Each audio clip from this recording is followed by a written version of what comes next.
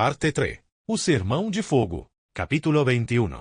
Ig dirigiu para longe da casa dos pais, do corpo esmagado da avó e sua cadeira de rodas destruída, de Terry e sua terrível confissão, sem uma ideia imediata de para onde estava indo. Mas sabia perfeitamente para onde não estava indo, para o apartamento de Glenna, para a cidade. Não suportaria ver mais o rosto nem ouvir a voz de outro ser humano. Estava segurando uma porta fechada dentro de sua cabeça, jogando todo o peso mental contra ela, enquanto dois homens empurravam do outro lado, tentando entrar à força em seus pensamentos, seu irmão e Lee. Precisou de toda a sua força de vontade para impedir que os invasores entrassem em seu último refúgio, para mantê-los fora de sua cabeça. Não sabia o que aconteceria quando eles finalmente arrombassem a porta, não tinha ideia do que faria. Ig seguiu pela estreita estrada estadual, através das pastagens ensolaradas e sob árvores que se projetavam sobre o caminho, formando um corredor de escuridão vacilante. Viu um carrinho de supermercado derrubado numa vala ao lado da estrada e se perguntou como aqueles carrinhos de vez em quando iam parar no meio do nada. Isso provava que, ao abandonar uma coisa, ninguém sabia que tipo de uso inadequado as pessoas poderiam dar àquilo. Ig abandonara Merrin Williams por uma noite, num acesso de imaturidade, de raiva e intolerância, se afastara da melhor amiga que tinha no mundo, e vejam o que aconteceu.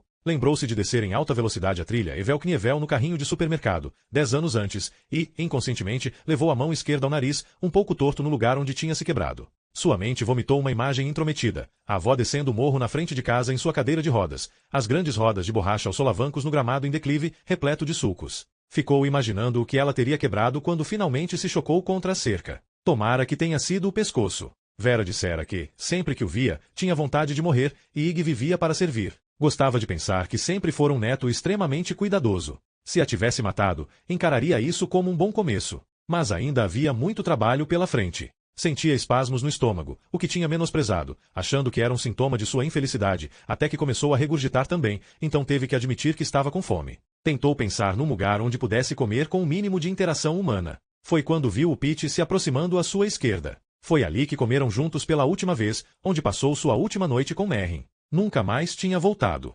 Duvidava que seria bem-vindo. Só essa ideia já era convidativa. Ig virou o carro para o estacionamento. Era o início da tarde, aquele horário indolente, atemporal, depois do almoço e antes do happy hour, quando as pessoas iam beber alguma coisa depois do trabalho. Havia apenas alguns carros ali e Ig imaginou que pertenciam aos alcoólatras mais graves. A placa do lado de fora dizia, cerveja 2,00 quinta-feira, noite das mulheres, venham nos ver, garota Santos de Gideão. Ele saltou do carro. O sol atrás dele projetava no chão sua sombra, com quase 3 metros de comprimento, uma figura negra, magra e com chifres, os ossos pontudos em sua cabeça voltados na direção da porta vermelha do Pete. Quando entrou, Merrin já estava lá. Apesar de o lugar estar lotado de estudantes assistindo ao jogo, ele a viu imediatamente. Estava sentada no lugar de sempre e se virou para encará-lo. A visão dela, como sempre, e especialmente depois de um tempo sem se encontrarem, teve o efeito curioso de fazê-lo se lembrar do próprio corpo, da pele nua sob as roupas. Havia 3 semanas que não se viam e depois dessa noite só voltariam a se encontrar no Natal, mas nesse meio tempo comeriam camarões e tomariam algumas cervejas, além de se divertirem bastante debaixo dos lençóis frios e recém-lavados da cama de Merrin. Os pais dela estavam no acampamento em Winnipeg, por isso Ig e Merrin teriam a casa só para eles. Ig ficou com a boca seca ao pensar no que o aguardava depois do jantar e uma parte dele estava chateada por perder tempo comendo e bebendo. Outra parte, entretanto, sentia que era necessário não ter pressa, aproveitar cada momento daquela noite. Não que não tivessem o que conversar. Ela estava preocupada e não era preciso ser muito perspicaz para perceber por quê. Às 11h45 da manhã seguinte, ele pegaria o voo da British Airways para começar num emprego na Anistia Internacional e, por 6 meses, haveria um oceano entre eles. Nunca tinham ficado tanto tempo separados. Ele sempre sabia quando ela estava preocupada com alguma coisa, conhecia todos os sinais. Ela se retraía. Começava a alisar as coisas, guardanapos, sua saia, as gravatas dele, como se ao esticar coisas tão significantes conseguisse aplanar o caminho para um porto seguro para eles dois. Ela se esquecia de rir e se tornava quase comicamente séria e ponderada com relação a tudo. Ele achava engraçado vê-la daquele jeito. Pensava numa menininha vestida com as roupas da mãe. Não conseguia levar a sério a seriedade dela. Não tinha lógica ela estar preocupada, embora Ig soubesse que preocupação e lógica raramente andavam juntas. Mas, convenhamos, ele nem teria aceitado o emprego em Londres se ela não o tivesse incentivado, obrigado, na verdade. Merrin não deixaria que ele perdesse aquela chance. Perguntava o tempo todo sobre as reservas. Disse que não faria mal ele tentar por 6 meses. Se detestasse, poderia voltar para casa. Mas ele não ia detestar. Era exatamente o tipo de coisa que ele sempre quis fazer, o emprego dos seus sonhos, e ambos sabiam disso. E, se ele gostasse do emprego, e ia gostar, e quisesse ficar na Inglaterra, ela iria com ele. Harvard tinha um programa de intercâmbio com o Imperial College London, e era o orientador dela em Harvard, Shelby Clark, que selecionava os participantes. Sem dúvida ela conseguiria. Poderiam ter um apartamento em Londres. Ela lhe serviria chá com bolinhos, só de calcinha. Depois eles transariam. Ig se rendeu. Aceitou o emprego e foi mandado para Nova York por 3 semanas, para o treinamento de verão. Agora ele estava de volta e ela estava alisando as coisas. Ig não ficou surpreso. Abriu caminho até ela, dando cotoveladas e empurrões. Antes de se sentar à sua frente, se debruçou sobre a mesa para beijá-la. Merrin não levantou os lábios para ele, que teve que se contentar com um beijinho na testa. Havia um copo de martini vazio diante dela e, quando a garçonete se aproximou, pediu mais um e uma cerveja para Ig. Ele estava curtindo a aparência dela, a linha suave do seu pescoço, o brilho escuro do seu cabelo na luz fraca, e a princípio só deixou ela falar, murmurando na hora certa, meio ouvindo. Ele só começou a realmente prestar atenção quando Merrin disse que ele devia pensar nessa temporada em Londres como umas férias do relacionamento deles, e mesmo nessa hora achou que ela estava tentando fazer graça. Não percebeu que aquilo era sério até ela dizer que achava que seria bom para os dois passar um tempo como outras pessoas. Sem roupa, disse Ig. Não teria problema nenhum, disse ela, tomando metade do martini de um só gole. Foi o jeito como ela virou a bebida, mais do que aquilo que tinha dito, que provocou em Ig um choque gelado de apreensão. O drink era para criar coragem e ela já tinha tomado pelo menos um, talvez 2, antes de ele chegar. Você acha que não consigo esperar alguns meses? Perguntou ele. Tentou fazer uma piada sobre masturbação, mas, antes que terminasse, uma coisa estranha aconteceu. Sua respiração ficou presa na garganta e ele não conseguiu dizer mais nada. Bem, não quero me preocupar com o que vai acontecer daqui a alguns meses. Não sabemos o que você vai sentir até lá, ou o que eu vou sentir. Não quero que você se sinta obrigado a voltar para casa só porque temos que ficar juntos. Nem que imagine que eu vá me mudar para lá. Vamos nos concentrar somente no que está acontecendo agora. Tente ver as coisas assim. Com quantas garotas você já esteve? Em toda a vida? Ele a encarou. Já tinha visto aquele olhar concentrado, de reprovação, no rosto dela muitas vezes, mas nunca antes sentirá medo dele. Você sabe, disse ele. Só eu. Ninguém faz isso. Ninguém passa a vida toda com a primeira pessoa com quem transou. Não nos dias de hoje. Não existe só um homem no mundo. É preciso ter outros casos. 2 ou 3, pelo menos. É assim que você chama isso? Caso? Muito apropriado. Tudo bem, disse ela. A gente tem que trepar com outras pessoas. A multidão em volta deles urrou de contentamento. Alguém tinha feito uma grande jogada. Ele ia dizer alguma coisa, mas estava com a boca seca e teve que tomar um gole de cerveja. Só havia um restinho no copo. Ele não se lembrava de a cerveja ter chegado nem de tê-la bebido. Estava morna e meio salgada, como se tivesse tomado um gole de mar. Ela tinha esperado até hoje, 12 horas antes de ele cruzar o oceano, para lhe dizer isso, para dizer que, você está terminando comigo? Quer cair fora? E esperou até agora para me dizer? A garçonete ficou parada ao lado da mesa com uma cesta de batatas chips e um sorriso forçado. Já querem fazer o pedido? Pergunto. Mais alguma bebida? Outro martini e uma cerveja, por favor, respondeu Merrin. Não quero outra cerveja, disse Ig, sem reconhecer seu tom de voz, grosseiro, mal-humorado, quase infantil. Então 2 martinis de limão, disse Merrin. A garçonete se retirou. Que porra é essa? Tenho uma passagem de avião, um apartamento alugado e um emprego. Eles esperam que eu esteja lá na segunda-feira, pronto para trabalhar, e você me vem com essa merda. O que você quer que eu faça agora? Que ligue para lá amanhã e diga muito obrigado por me darem o emprego que outros 700 candidatos queriam, mas não vou poder aceitar.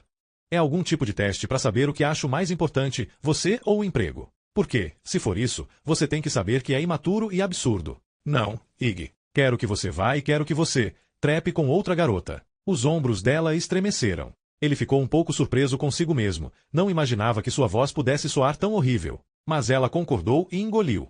Seja agora ou depois. Você vai acabar fazendo isso. Não tem jeito. Ig teve uma ideia sem sentido, um pensamento que tinha a voz de seu irmão. Bem, é assim mesmo. Você pode levar a vida como um aleijado ou como um babaca. Ig não tinha certeza se Terry realmente tinha dito aquilo algum dia ou se era fruto da sua imaginação. Mas a frase surgiu em sua mente com a mesma clareza com que se lembraria de uma estrofe de sua música favorita. A garçonete colocou o martini na frente de Ig, que o levou à boca, engolindo um terço da bebida de uma só vez. Nunca tinha tomado um daqueles antes e aquela queimação ao mesmo tempo doce e ácida o pegou de surpresa. A bebida desceu lentamente pela garganta, para depois se expandir nos pulmões. O peito de Ig era uma fornalha e uma gota de suor escorreu por seu rosto. Levou a mão à garganta, segurando o nó da gravata. Lutou com ele e o afrouxou. Porque estava usando uma camisa de botões. Estava torrando ali dentro. Aquilo era um inferno. Isso sempre vai te incomodar. Você sempre vai ficar imaginando o que perdeu, disse Merrin. Os homens são assim. Estou apenas sendo prática.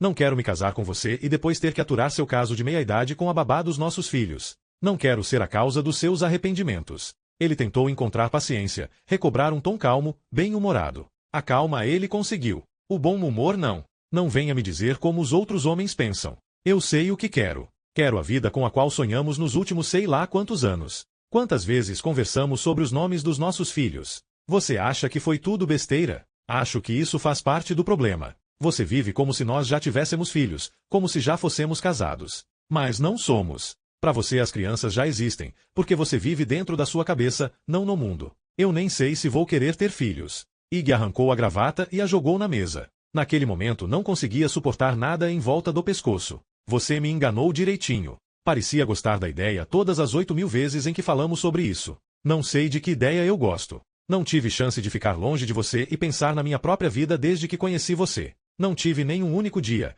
Então estou sufocando você? É isso que você está dizendo? Abacus. Ela desviou o olhar do rosto dele, olhando inexpressivamente para o outro lado da sala, esperando que a raiva dele diminuísse. Ele deu um suspiro profundo, disse para si mesmo que não devia gritar e tentou de novo. Você se lembra do dia na casa na árvore? Perguntou. A casa que nunca mais conseguimos encontrar, a das cortinas brancas. Você disse que esse tipo de coisa não acontece com casais comuns. Disse que éramos diferentes, que nosso amor era especial, que não havia outras 2 pessoas em 1 milhão que tivessem o que nós tínhamos. Você disse que tínhamos sido feitos um pro outro e que era impossível ignorar os sinais. Não foi um sinal. Foi só uma trepada no meio da tarde na casa na árvore de alguém. Ig balançava a cabeça lentamente, de um lado para o outro. Falar com ela agora era como agitar as mãos para espantar uma nuvem de vespas. Não adiantava nada e doía. Mesmo assim ele não conseguia parar. Você não se lembra como procuramos por ela? Procuramos o verão inteiro e nunca mais conseguimos encontrá-la. E você disse que era uma casa na árvore da mente? Eu disse isso pra gente poder parar de procurar. É exatamente disso que estou falando, Ig. Você e seu pensamento mágico. Uma trepada nunca é só uma trepada. Sempre tem que ser uma experiência transcendental, capaz de mudar nossas vidas. É deprimente e esquisito, e eu estou cansada de fingir que isso é normal. Será que você ouve o que você está dizendo? Porque estamos falando de uma merda de casa na árvore. Seu palavreado está me dando enjoo. Você não gosta? Não gosta de me ouvir falar sobre trepar? Por quê, Ig? Isso interfere na imagem que você tem de mim? Você não quer uma pessoa de verdade. Quer uma visão angelical que sirva para você tocar uma punheta. De pé ao lado da mesa, a garçonete disse, acho que vocês ainda não escolheram. Mais 2, disse Ig, e ela foi embora. Eles se encararam. Ig estava agarrado à mesa, quase a ponto de virá-la. Nós éramos crianças quando nos conhecemos, disse ela. Deixamos que isso ficasse muito mais sério do que qualquer relacionamento de escola deveria ser. Se ficássemos com outras pessoas, isso daria uma nova perspectiva ao nosso relacionamento. Talvez possamos reatar mais tarde e ver se conseguimos nos amar como adultos do mesmo jeito que nos amamos quando éramos crianças. Não sei. Quem sabe depois de um tempo a gente não possa reavaliar o que tem para oferecer um ao outro. Reavaliar o que temos para oferecer um ao outro? Você parece um gerente de banco falando de um empréstimo. Ela esfregava a garganta com uma das mãos, seus olhos pareciam infelizes, então Ig reparou que ela não estava com o crucifixo. Imaginou se isso queria dizer alguma coisa. O crucifixo tinha sido como um anel de compromisso, muito antes de qualquer um deles sequer pensar em ficarem juntos o resto da vida. Ele não conseguia se lembrar de vê-la sem o cordão, um pensamento que encheu seu peito com uma sensação gelada e nauseante. Você já escolheu alguém? Perguntou Ig. Alguém com quem queira trepar para dar uma nova perspectiva à nossa relação? Não estou pensando nisso desse jeito. Só estou, está sim. É disso que estamos falando. Foi você mesma quem disse. Temos que trepar com outras pessoas. Ela abriu a boca, mas voltou a fechá-la. Então abriu de novo. Acho que é isso, Ig. Acho que isso faz parte. Quero dizer, eu também tenho que dormir com outros caras. Ou então você provavelmente vai acabar vivendo como um monge lá. Vai ser mais fácil para você ir à luta se souber que tenho outra pessoa. Então já existe alguém. Tem um cara aqui, com quem eu saí 1 ou 2 vezes. Enquanto eu estava em Nova York. Não era uma pergunta. Quem? Ninguém que você conheça. Não vem ao caso. Mas eu quero saber mesmo assim. Isso não tem a menor importância. Não vou ficar perguntando o que você está fazendo em Londres. Quem vou estar comendo? Corrigiu ele. Certo. Tanto faz. Não vou querer saber. Mas eu quero. Quando isso começou? O quê? Quando você começou a sair com esse cara? Semana passada. O que você disse para ele? Que teriam que esperar até que eu fosse para Londres. Ou essa conversa teve que esperar. Ela abriu ligeiramente os lábios para responder e ele viu uma coisa nos olhos dela, uma coisa pequena e assustadora, e no calor da discussão soube de uma coisa que não queria saber. Percebeu que ela tinha planejado aquele momento durante todo o verão, desde quando começou a insistir para que ele aceitasse o emprego. Até onde vocês foram? Você já trepou com ele? Ela balançou a cabeça, mas ele não conseguia saber se estava dizendo que não ou apenas se recusando a responder. Ela piscava, tentando não chorar. Ele não sabia quando aquilo tinha começado. Foi uma surpresa não sentir o impulso de confortá-la. Estava tomado por uma coisa que não entendia, uma mistura perversa de raiva e excitação. Parte dele estava surpresa por descobrir que era bom se sentir traído, ter um motivo para feri-la. Ver quanta punição ele seria capaz de infligir. Ele queria esfolá-la com perguntas.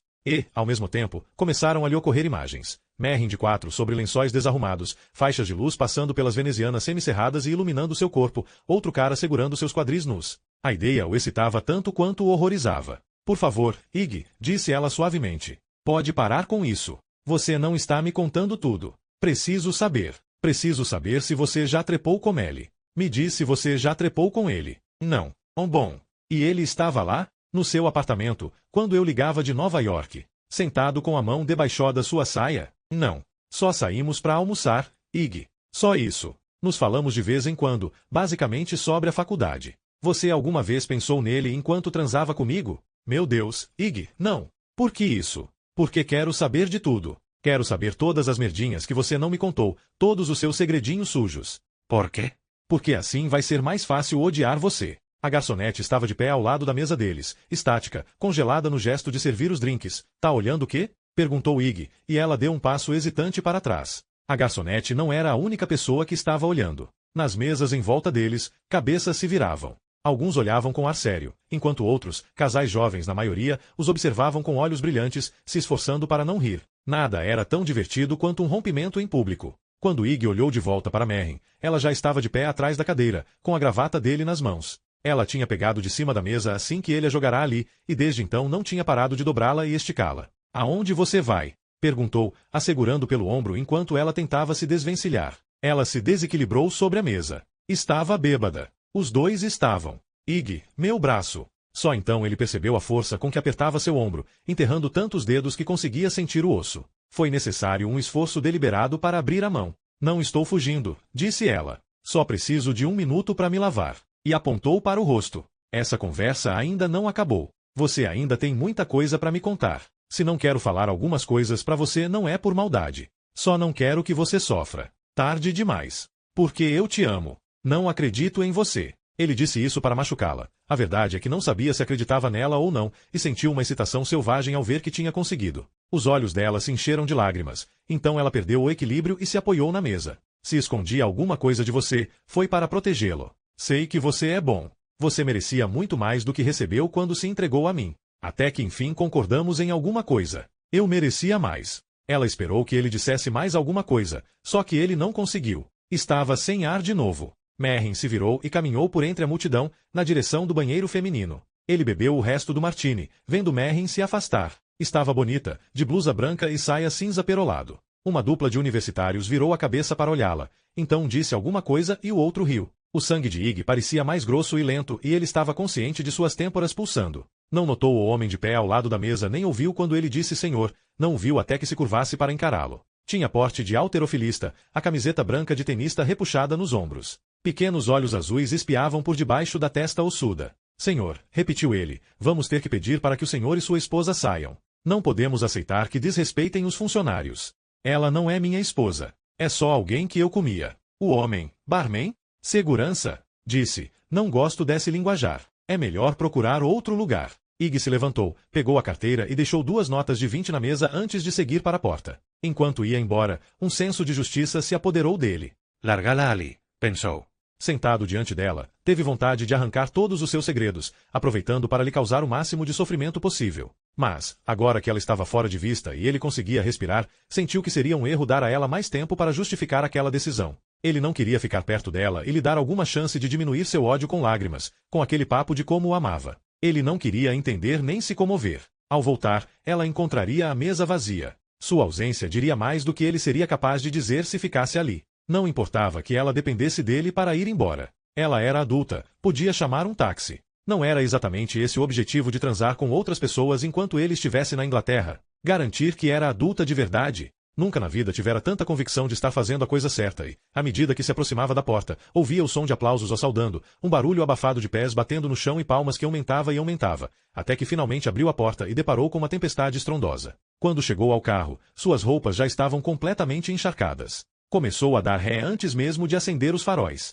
Ligou os limpadores de para-brisa na velocidade máxima, e eles começaram a fustigar a água da chuva, que, mesmo assim, descia pelo para-brisa numa torrente, distorcendo a visão de Ig. Ele ouviu um barulho, olhou para trás e viu que tinha batido no poste telefônico. Não saiu do carro para ver o estrago. Isso nem lhe passou pela cabeça. Mas, antes de pegar a estrada, olhou pela janela do motorista e, através do aguaceiro que descia pelo vidro, a viu a alguns metros de distância, de pé, na chuva, abraçando a si mesma, o cabelo caindo como cordas molhadas. Ela olhou para ele com um ar sofrido, mas não fez nenhum gesto para que ele parasse, esperasse, voltasse. Ig pisou no acelerador e foi embora. O mundo passava como um borrão pela janela, uma confusão impressionista de verdes e pretos. No final da tarde, a temperatura tinha subido até quase 40 graus Celsius. O ar-condicionado do carro estava ligado no máximo, como Ig o tinha deixado durante todo o dia. Estava sentado bem na frente do jato de ar gelado, quase sem perceber que tremia por causa das roupas molhadas. Suas emoções vinham em ondas. Ao expirar, ele a odiava e queria dizer na cara dela, só para ver sua reação.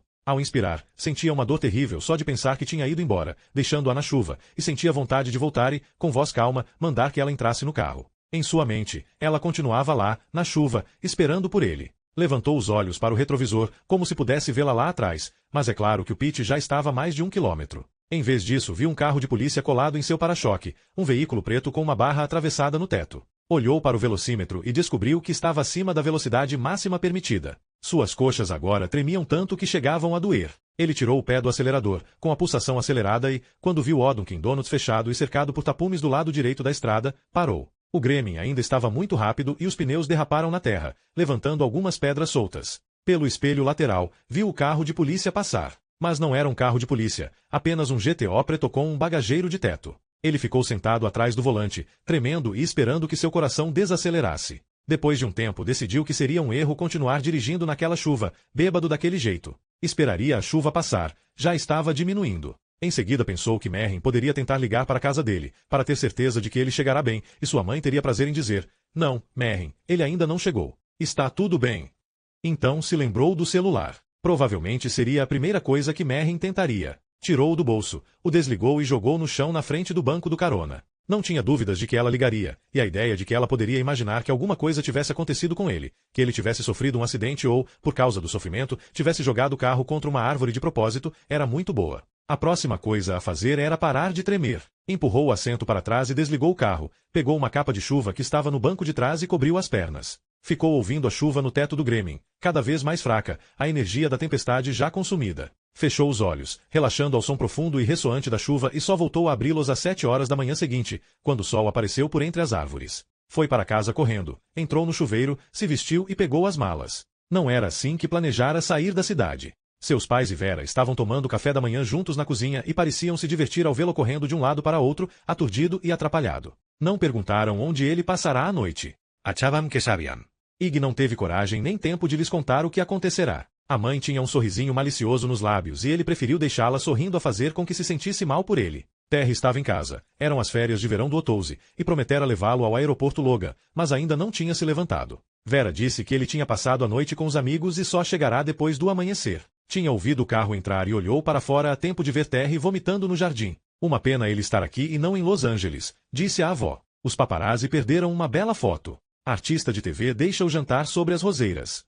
Sairia na capa da People. Ele nem estava usando as mesmas roupas com que saiu. Lydia Parrish agora parecia um pouco menos satisfeita e mexia nervosamente o café. O pai de Ig estava recostado na cadeira, olhando para o rosto do filho. Você está bem, Ig? Parece que aconteceu alguma coisa. Parece que não foi só o Terence que fez seu dinheiro valer a pena ontem à noite, disse Vera. Você está bem para dirigir? Posso me arrumar em 10 minutos, disse Derek. Levo você. Pode ficar e tomar seu café. É melhor eu ir antes que me atrase. Diga ao Terry que espero que ninguém tenha morrido e que ligo para ele da Inglaterra. Ig beijou todos eles, disse que os amava e saiu, encarando o frio da manhã. O orvalho brilhava sobre a grama. Dirigiu os 100 quilômetros até o aeroporto Logan em 45 minutos. Não pegou nenhuma retenção até os últimos quilômetros, depois de passar pela pista de corrida de Suffolk Downs e parar ao lado de um morro alto com uma cruz de 10 metros no topo. Ig ficou um tempo parado atrás de uma fila de caminhões, sob a sombra da cruz. Era verão em todos os outros lugares, mas ali, debaixo da sombra escura que a gigantesca cruz lançava sobre a estrada, era final de outono e ele sentiu um calafrio. Ele tinha uma vaga ideia de que ela se chamava Cruz de Dom Orcilo, mas isso não era possível. Dom Orcilo era um locutor esportivo. As estradas estavam livres, mas o terminal da British Airways estava lotado, e a passagem de Iggy era na classe econômica. Ficou muito tempo na fila. A área de embarque estava repleta de vozes que ecoavam, do barulhinho dos saltos altos batendo no chão de mármore e de anúncios incompreensíveis nos alto-falantes. Ele já havia despachado a bagagem e esperava em outra fila, para passar pela segurança, quando sentiu, mais do que ouviu, um tumulto qualquer atrás dele. Olhou em volta e viu as pessoas saindo da frente, abrindo espaço para um grupo de policiais com coletes à prova de balas e capacetes, carregando fuzis, que vinha em sua direção. Um deles fazia gestos com as mãos, apontando para a fila. Quando Iggy virou de costas para eles, viu outros policiais vindo da direção contrária. Eles estavam se aproximando dos dois lados. Iggy imaginou se eles iam pegar alguém da fila. Alguém que estivesse esperando para ser liberado pela segurança devia ser um foragido da justiça. Iggy virou a cabeça por sobre o ombro para olhar para os policiais que se aproximavam por trás. Eles andavam com os canos dos fuzis apontados para o chão, as viseiras dos capacetes abaixadas, olhando para algum lugar da fila perto de Iggy com seus olhos protegidos. Aquelas armas eram assustadoras, mas não tanto quando o olhar entorpecido e morto em seus rostos. Então Iggy notou outra coisa, a mais engraçada de todas. O policial que estava no comando, aquele que fazia gestos com as mãos mandando seus homens se espalharem, cobrirem as saídas. Iggy tinha a estranha impressão de que o cara estava apontando para ele. Capítulo 22. Iggy ficou parado do lado de dentro do pit, junto à porta, esperando que seus olhos se ajustassem à escuridão cavernosa, um espaço sombrio iluminado apenas pelas TVs de tela videscreen e máquinas caça-níqueis. Um casal estava sentado no bar, figuras que pareciam formadas pela escuridão. Um halterofilista se movia atrás do balcão, pendurando tulipas de cabeça para baixo na prateleira dos fundos. Iggy o reconheceu como o homem que o expulsara na noite em que Merrin foi assassinada. Fora isso, o lugar estava vazio. Iggy ficou contente. Não queria ser visto. O que queria mesmo era almoçar sem nem ter que fazer o pedido, sem ter que falar com absolutamente ninguém. Estava tentando encontrar um jeito de conseguir isso quando seu celular tocou, zumbindo baixinho. Era seu irmão. A escuridão se apertou em volta de Iggy como um músculo. A ideia de atender, de falar com Ellie, deixou Iggy tonto de ódio e desespero. Não sabia o que iria dizer, o que poderia dizer. Ficou olhando o telefone zumbir na palma de sua mão até ele parar de tocar. Assim que o zumbido cessou, Iggy começou a se perguntar se Terry sabia o que tinha confessado alguns minutos antes. Além de outras coisas que poderia ter descoberto se tivesse atendido o telefone. Se os chifres precisavam ser vistos para corromper as mentes das pessoas, por exemplo. Tinha a impressão de que talvez ainda fosse possível ter uma conversa normal com alguém ao telefone. Também queria saber se Vera tinha morrido e se agora ele de fato era o assassino que todos acreditavam que fosse. Não. Ele não estava preparado para descobrir isso. Ainda não. Precisava de um tempo sozinho no escuro, de uma pausa, no isolamento e na ignorância. Claro, disse uma voz em sua mente, sua própria voz, mas dissimulada e insolente. Foi assim que você passou os últimos 12 meses. Que diferença faria mais uma tarde? Quando seus olhos se acostumaram às sombras fastidiosas do pit, encontrou um lugar vazio num boxe onde alguém havia comido pizza, provavelmente acompanhado por crianças. Havia copos de plástico com canudos de brevet. Tinham sobrado alguns pedaços de pizza. E, o mais importante, o adulto que promoveu aquela farra tinha deixado meio copo de cerveja clara. Iggy escorregou para o canto do boxe com o acolchoador rangendo e se serviu. A cerveja estava morna. E, até onde sabia, a última pessoa que bebera naquele copo podia ter herpes ou uma hepatite gravíssima. Depois que você cria chifres, parece meio estúpido ficar com essa frescura de pegar germes. A porta de vai-vem que dava para a cozinha se abriu e uma garçonete saiu de um espaço de ladrilhos brancos, iluminado por lâmpadas fluorescentes, para entrar na escuridão. Trazia uma garrafa com líquido de limpeza numa das mãos e um trapo na outra e rapidamente cruzou o salão, direto para onde Iggy estava. Iggy a conhecia, é claro. Era a mesma mulher que tinha servido os drinks a ele e a Merrin em sua última noite juntos. Seu rosto era emoldurado por um par de asas de cabelos pretos lisos que se curvavam na altura do queixo pontudo, fazendo com que parecesse a versão feminina do professor que estava sempre pegando no pé do Harry Potter nos filmes. Professor Sanail ou qualquer coisa assim. Iggy tinha esperado ler os livros da série com os filhos que ele e Merrin teriam juntos. Ela não estava olhando para o boxe e ele se encolheu contra o encosto de vinil vermelho. Era tarde demais para tentar escapulir sem ser visto. Até pensou em se esconder debaixo da mesa, mas desistiu, pois deveria ser incômodo. No momento seguinte ela já estava debarcada sobre a mesa, recolhendo os pratos. Havia uma lampada pendurada bem acima da mesa, que, mesmo que ele espremesse o máximo que podia contra o encosto, ainda projetava sobre a mesa a sombra de sua cabeça, e dos chifres. Primeiro a garçonete viu a sombra, depois olhou para ele. Suas pupilas se contraíram. Seu rosto empalideceu. Deixou os pratos caírem na mesa com um estrondo assustador, mas talvez mais assustador ainda tenha sido o fato de nenhum deles ter se quebrado. Ela respirou fundo, preparando-se para gritar, então seu olhar encontrou os chifres. O grito pareceu morrer em sua garganta. Ela ficou parada ali. O aviso diz para permanecerem sentados, por favor, disse Iggy. Sam, tudo bem. Vou só limpar sua mesa e trazer um cardápio. Na verdade, eu já comi, disse Iggy, apontando para os pratos vazios. Os olhos dela se moveram dos chifres para o rosto dele e de volta para os chifres, várias vezes. Você é aquele cara, disse ela. I.G. Parrish. Iggy concordou com a cabeça. Foi você que nos serviu, minha namorada e eu, há 1 ano, na nossa última noite juntos. Quero dizer que lamento as coisas que disse naquela noite e a maneira como me comportei. Gostaria de dizer que você me viu no meu pior momento, mas aquilo não era nada comparado ao que sou hoje. Não me sinto nem um pouco mal por causa disso. Ah, ainda bem. Achei que tinha deixado uma péssima impressão. Oh não, disse ela. Quero dizer que não me sinto mal por ter mentido para a polícia. Pena que eles não acreditaram em mim. Iggy sentiu suas entranhas se revirarem. Estava começando de novo. Ela parecia falar consigo mesma, ou melhor, com seu demônio particular, um demônio que por acaso tinha a cara de Iggy Parrish. Se ele não encontrasse um jeito de controlar aquilo, de neutralizar os efeitos dos chifres, logo ficaria maluco, e Soze já não estivesse. Que mentira você contou? Disse à polícia que você tinha ameaçado estrangulá-la. Disse que vi você tentando jogá-la no chão. E por que você diria uma coisa dessas? Para que você não escapasse, não ficasse livre. E olhe para você. Ela está morta e você está aqui. Você se livrou de qualquer jeito, exatamente como meu pai se livrou depois do que fez com minha mãe e comigo. Queria que você fosse para a cadeia. Inconscientemente, ela jogou a cabeça para trás, para tirar o cabelo do rosto. Também queria aparecer no jornal. Queria ser uma testemunha importante.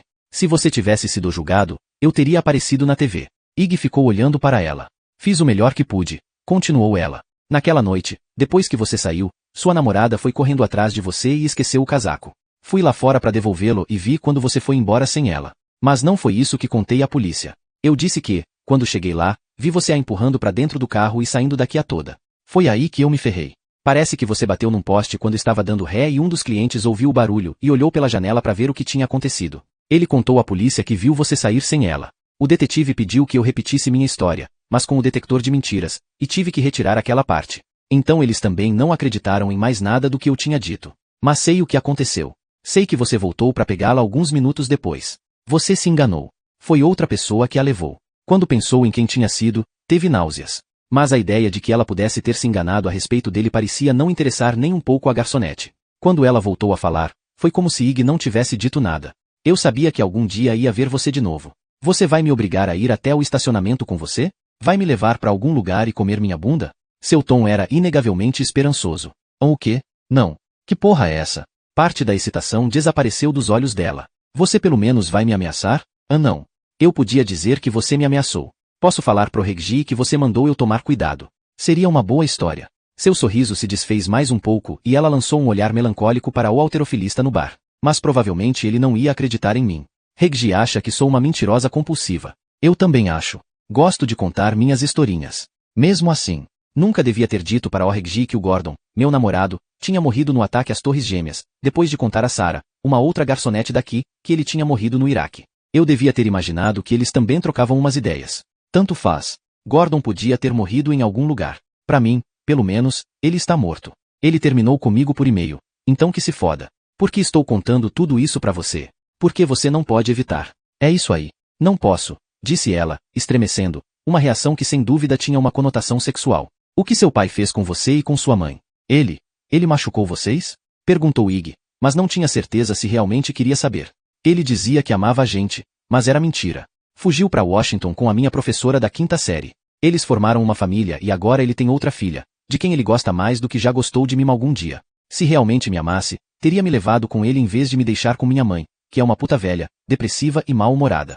Ele disse que sempre ia fazer parte da minha vida, mas não faz parte de porra nenhuma. Odeio gente mentirosa. Os outros mentirosos, quero dizer. Minhas historinhas não fazem mal a ninguém. Quer saber o que eu conto sobre você e sua namorada? A pizza que Iggy tinha comido estava entalada no seu estômago, um bolo pesado e farinhento.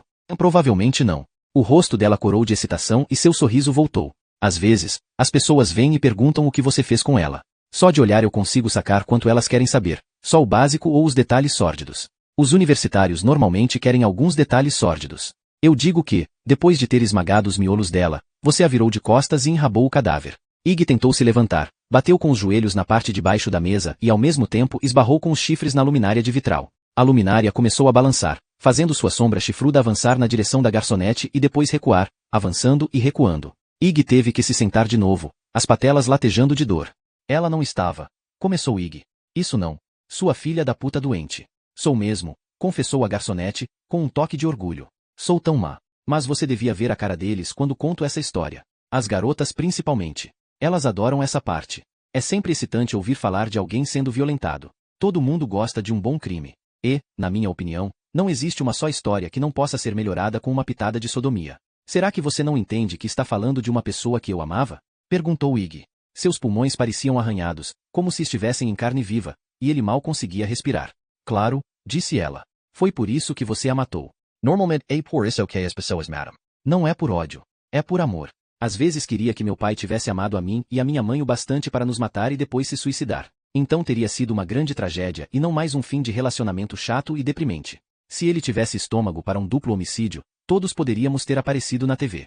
Eu não matei minha namorada, disse Ig. A essa altura a garçonete finalmente demonstrou uma reação, franzindo a testa e os lábios, uma cara de perplexidade e decepção. Bem, isso não tem a menor graça. Acho que você seria muito mais interessante se tivesse matado alguém. Claro, você tem chifres. Isso é legal. É uma nova moda. Moda? É. Essa coisa de modificações no corpo. Foi você mesmo que fez? Apesar de ainda não conseguir se lembrar do que acontecerá na noite anterior, se lembrava de tudo até a hora de sua explosão na mata perto da fundição, mas depois daquilo havia apenas um branco terrível. Sabia a resposta para essa pergunta. Ela saiu instantaneamente e sem dificuldade. Sim, ou disse ele. Fui eu que fiz. Capítulo 23.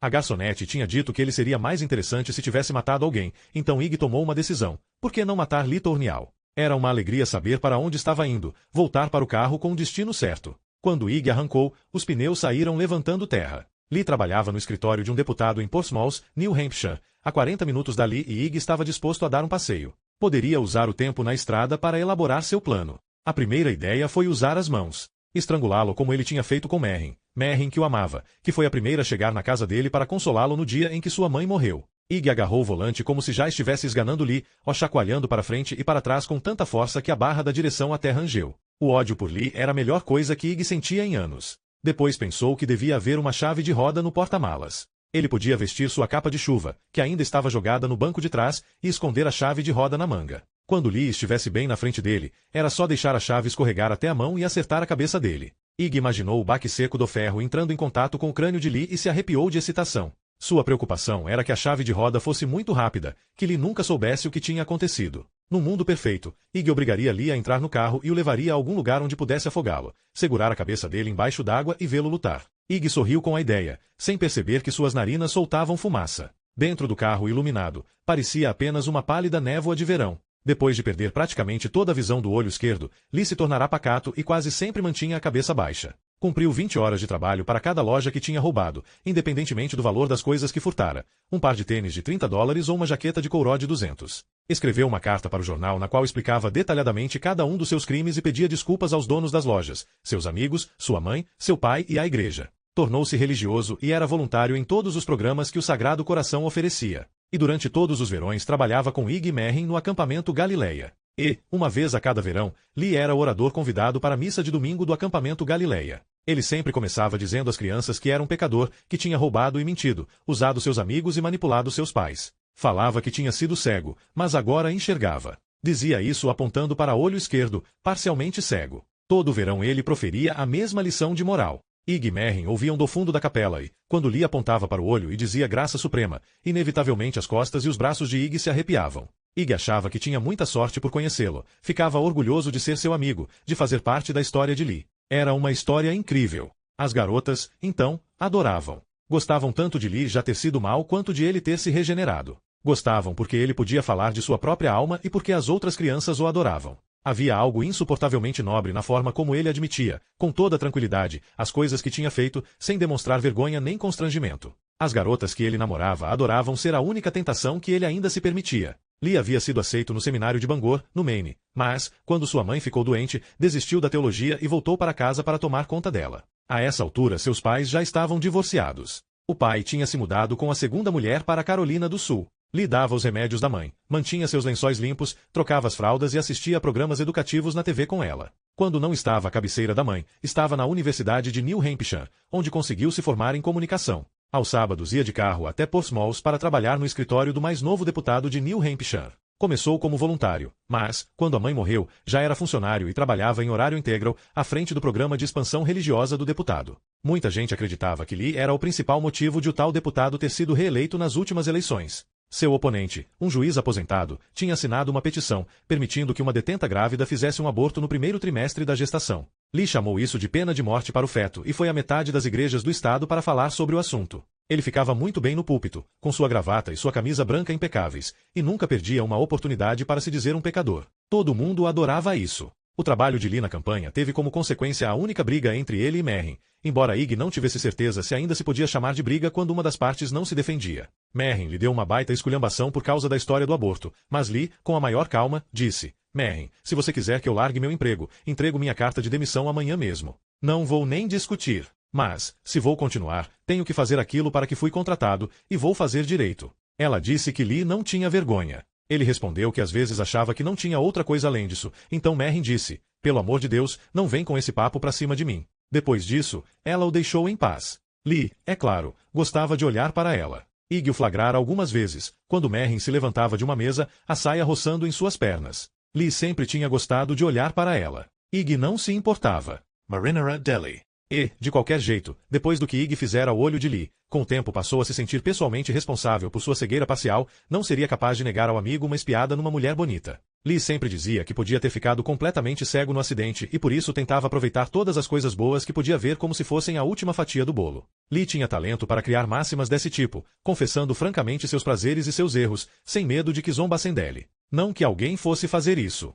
Muito pelo contrário, todo mundo torcia por Lee. A transformação dele tinha sido uma tremenda inspiração. Talvez ele mesmo entrasse para a política em breve. Já havia algumas especulações nesse sentido, embora Lee sempre risse da sugestão de que estivesse almejando uma posição mais alta e repetisse a velha máxima de Groucho Marx sobre não entrar para clubes que o aceitassem como sócio. César também recusará o trono 3 vezes, lembrava-se Ig. Alguma coisa pulsava nas têmporas de Ig. Era como um martelo malhando o ferro quente, um ribombar constante. Saiu da Interestadual e seguiu pela rodovia até o prédio onde o deputado mantinha seus escritórios, um edifício com um átrio na forma de uma grande cunha de vidro na frente, como a proa de um enorme navio. Ig se dirigiu à entrada dos fundos. O estacionamento asfaltado que ficava atrás do prédio tinha 2/3 das vagas livres, todas sob o escaldante sol da tarde. Ig estacionou, pegou a capa de nylon azul no banco de trás e saltou. Estava muito quente para se usar casaco, mas o vestiu assim mesmo. Gostava da sensação do sol batendo sobre seu rosto e sua cabeça e do calor que subia do asfalto. Na verdade, exultava.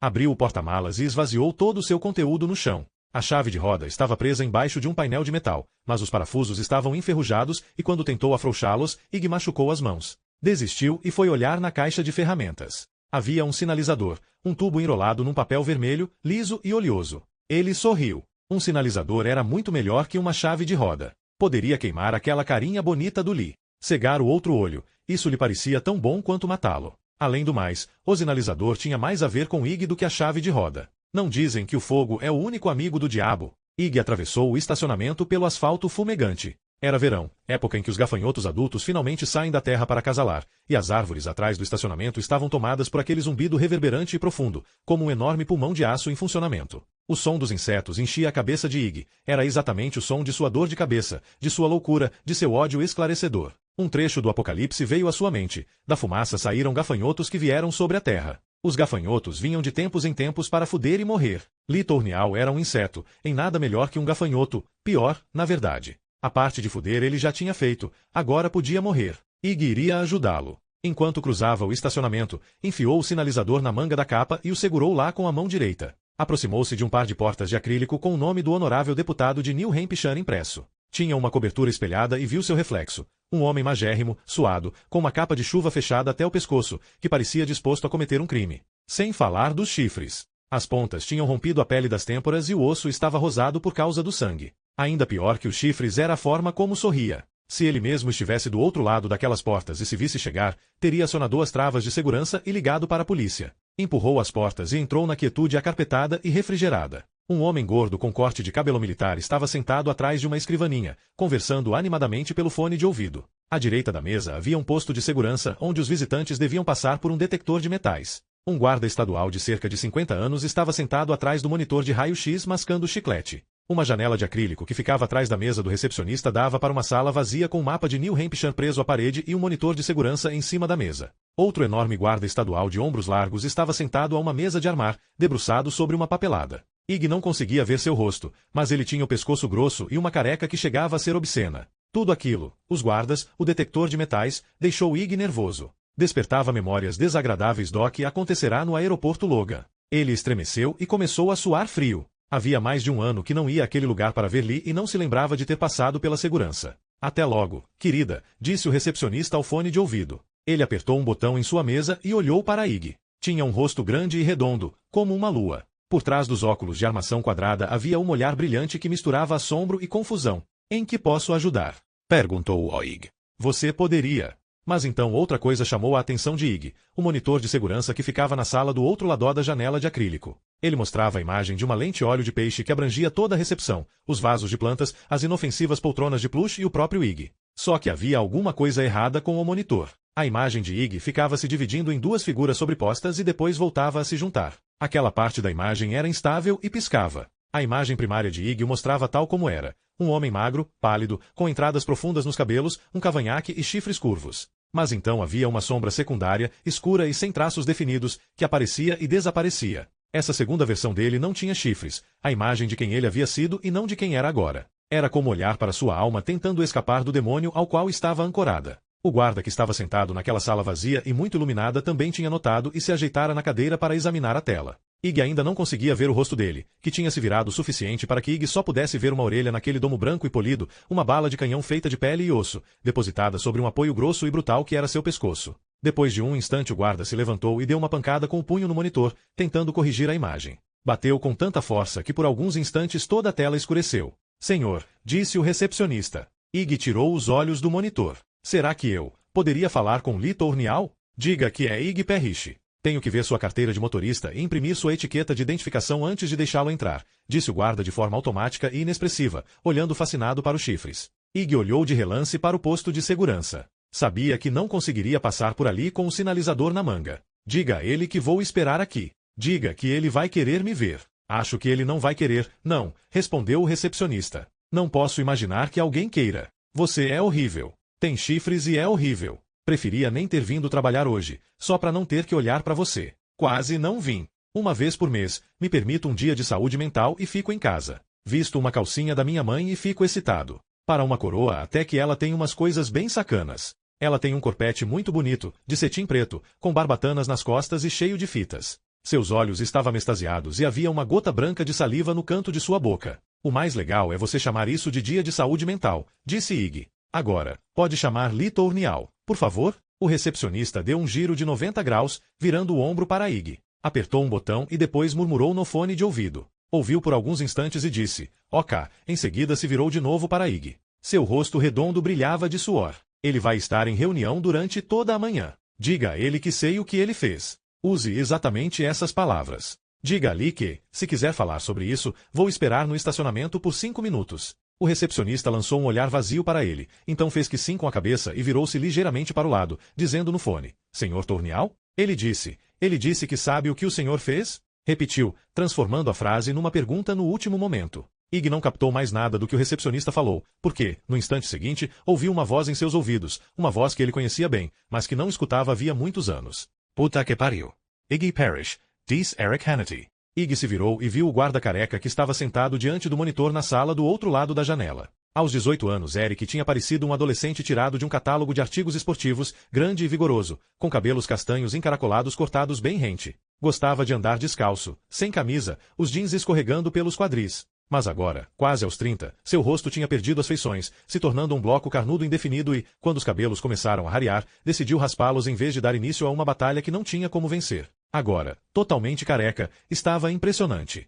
Como talvez fosse inevitável, tinha seguido o ramo de trabalho do pai, uma profissão que oferecia ao mesmo tempo autoridade e cobertura legal para machucar as pessoas de vez em quando. No tempo em que Ig e Lee ainda eram amigos, se é que algum dia foram amigos de verdade, Lee tinha comentado que Eric era responsável pela segurança do deputado e que tinha se tornado muito mais dócil. Lee até fora pescar com ele 1 ou 2 vezes. É claro que ele usa o fígado dos subversivos como isca, dissera Lee. Entenda isso como quiser. Eric, disse Ig então, afastando-se da escrivaninha. Como vai? Feliz, respondeu Eric. Feliz em vê-lo. E você, Ig? Como vai? Matou alguém essa semana? Estou bem. Não parece. Parece que se esqueceu de tomar seus remédios. Que remédios?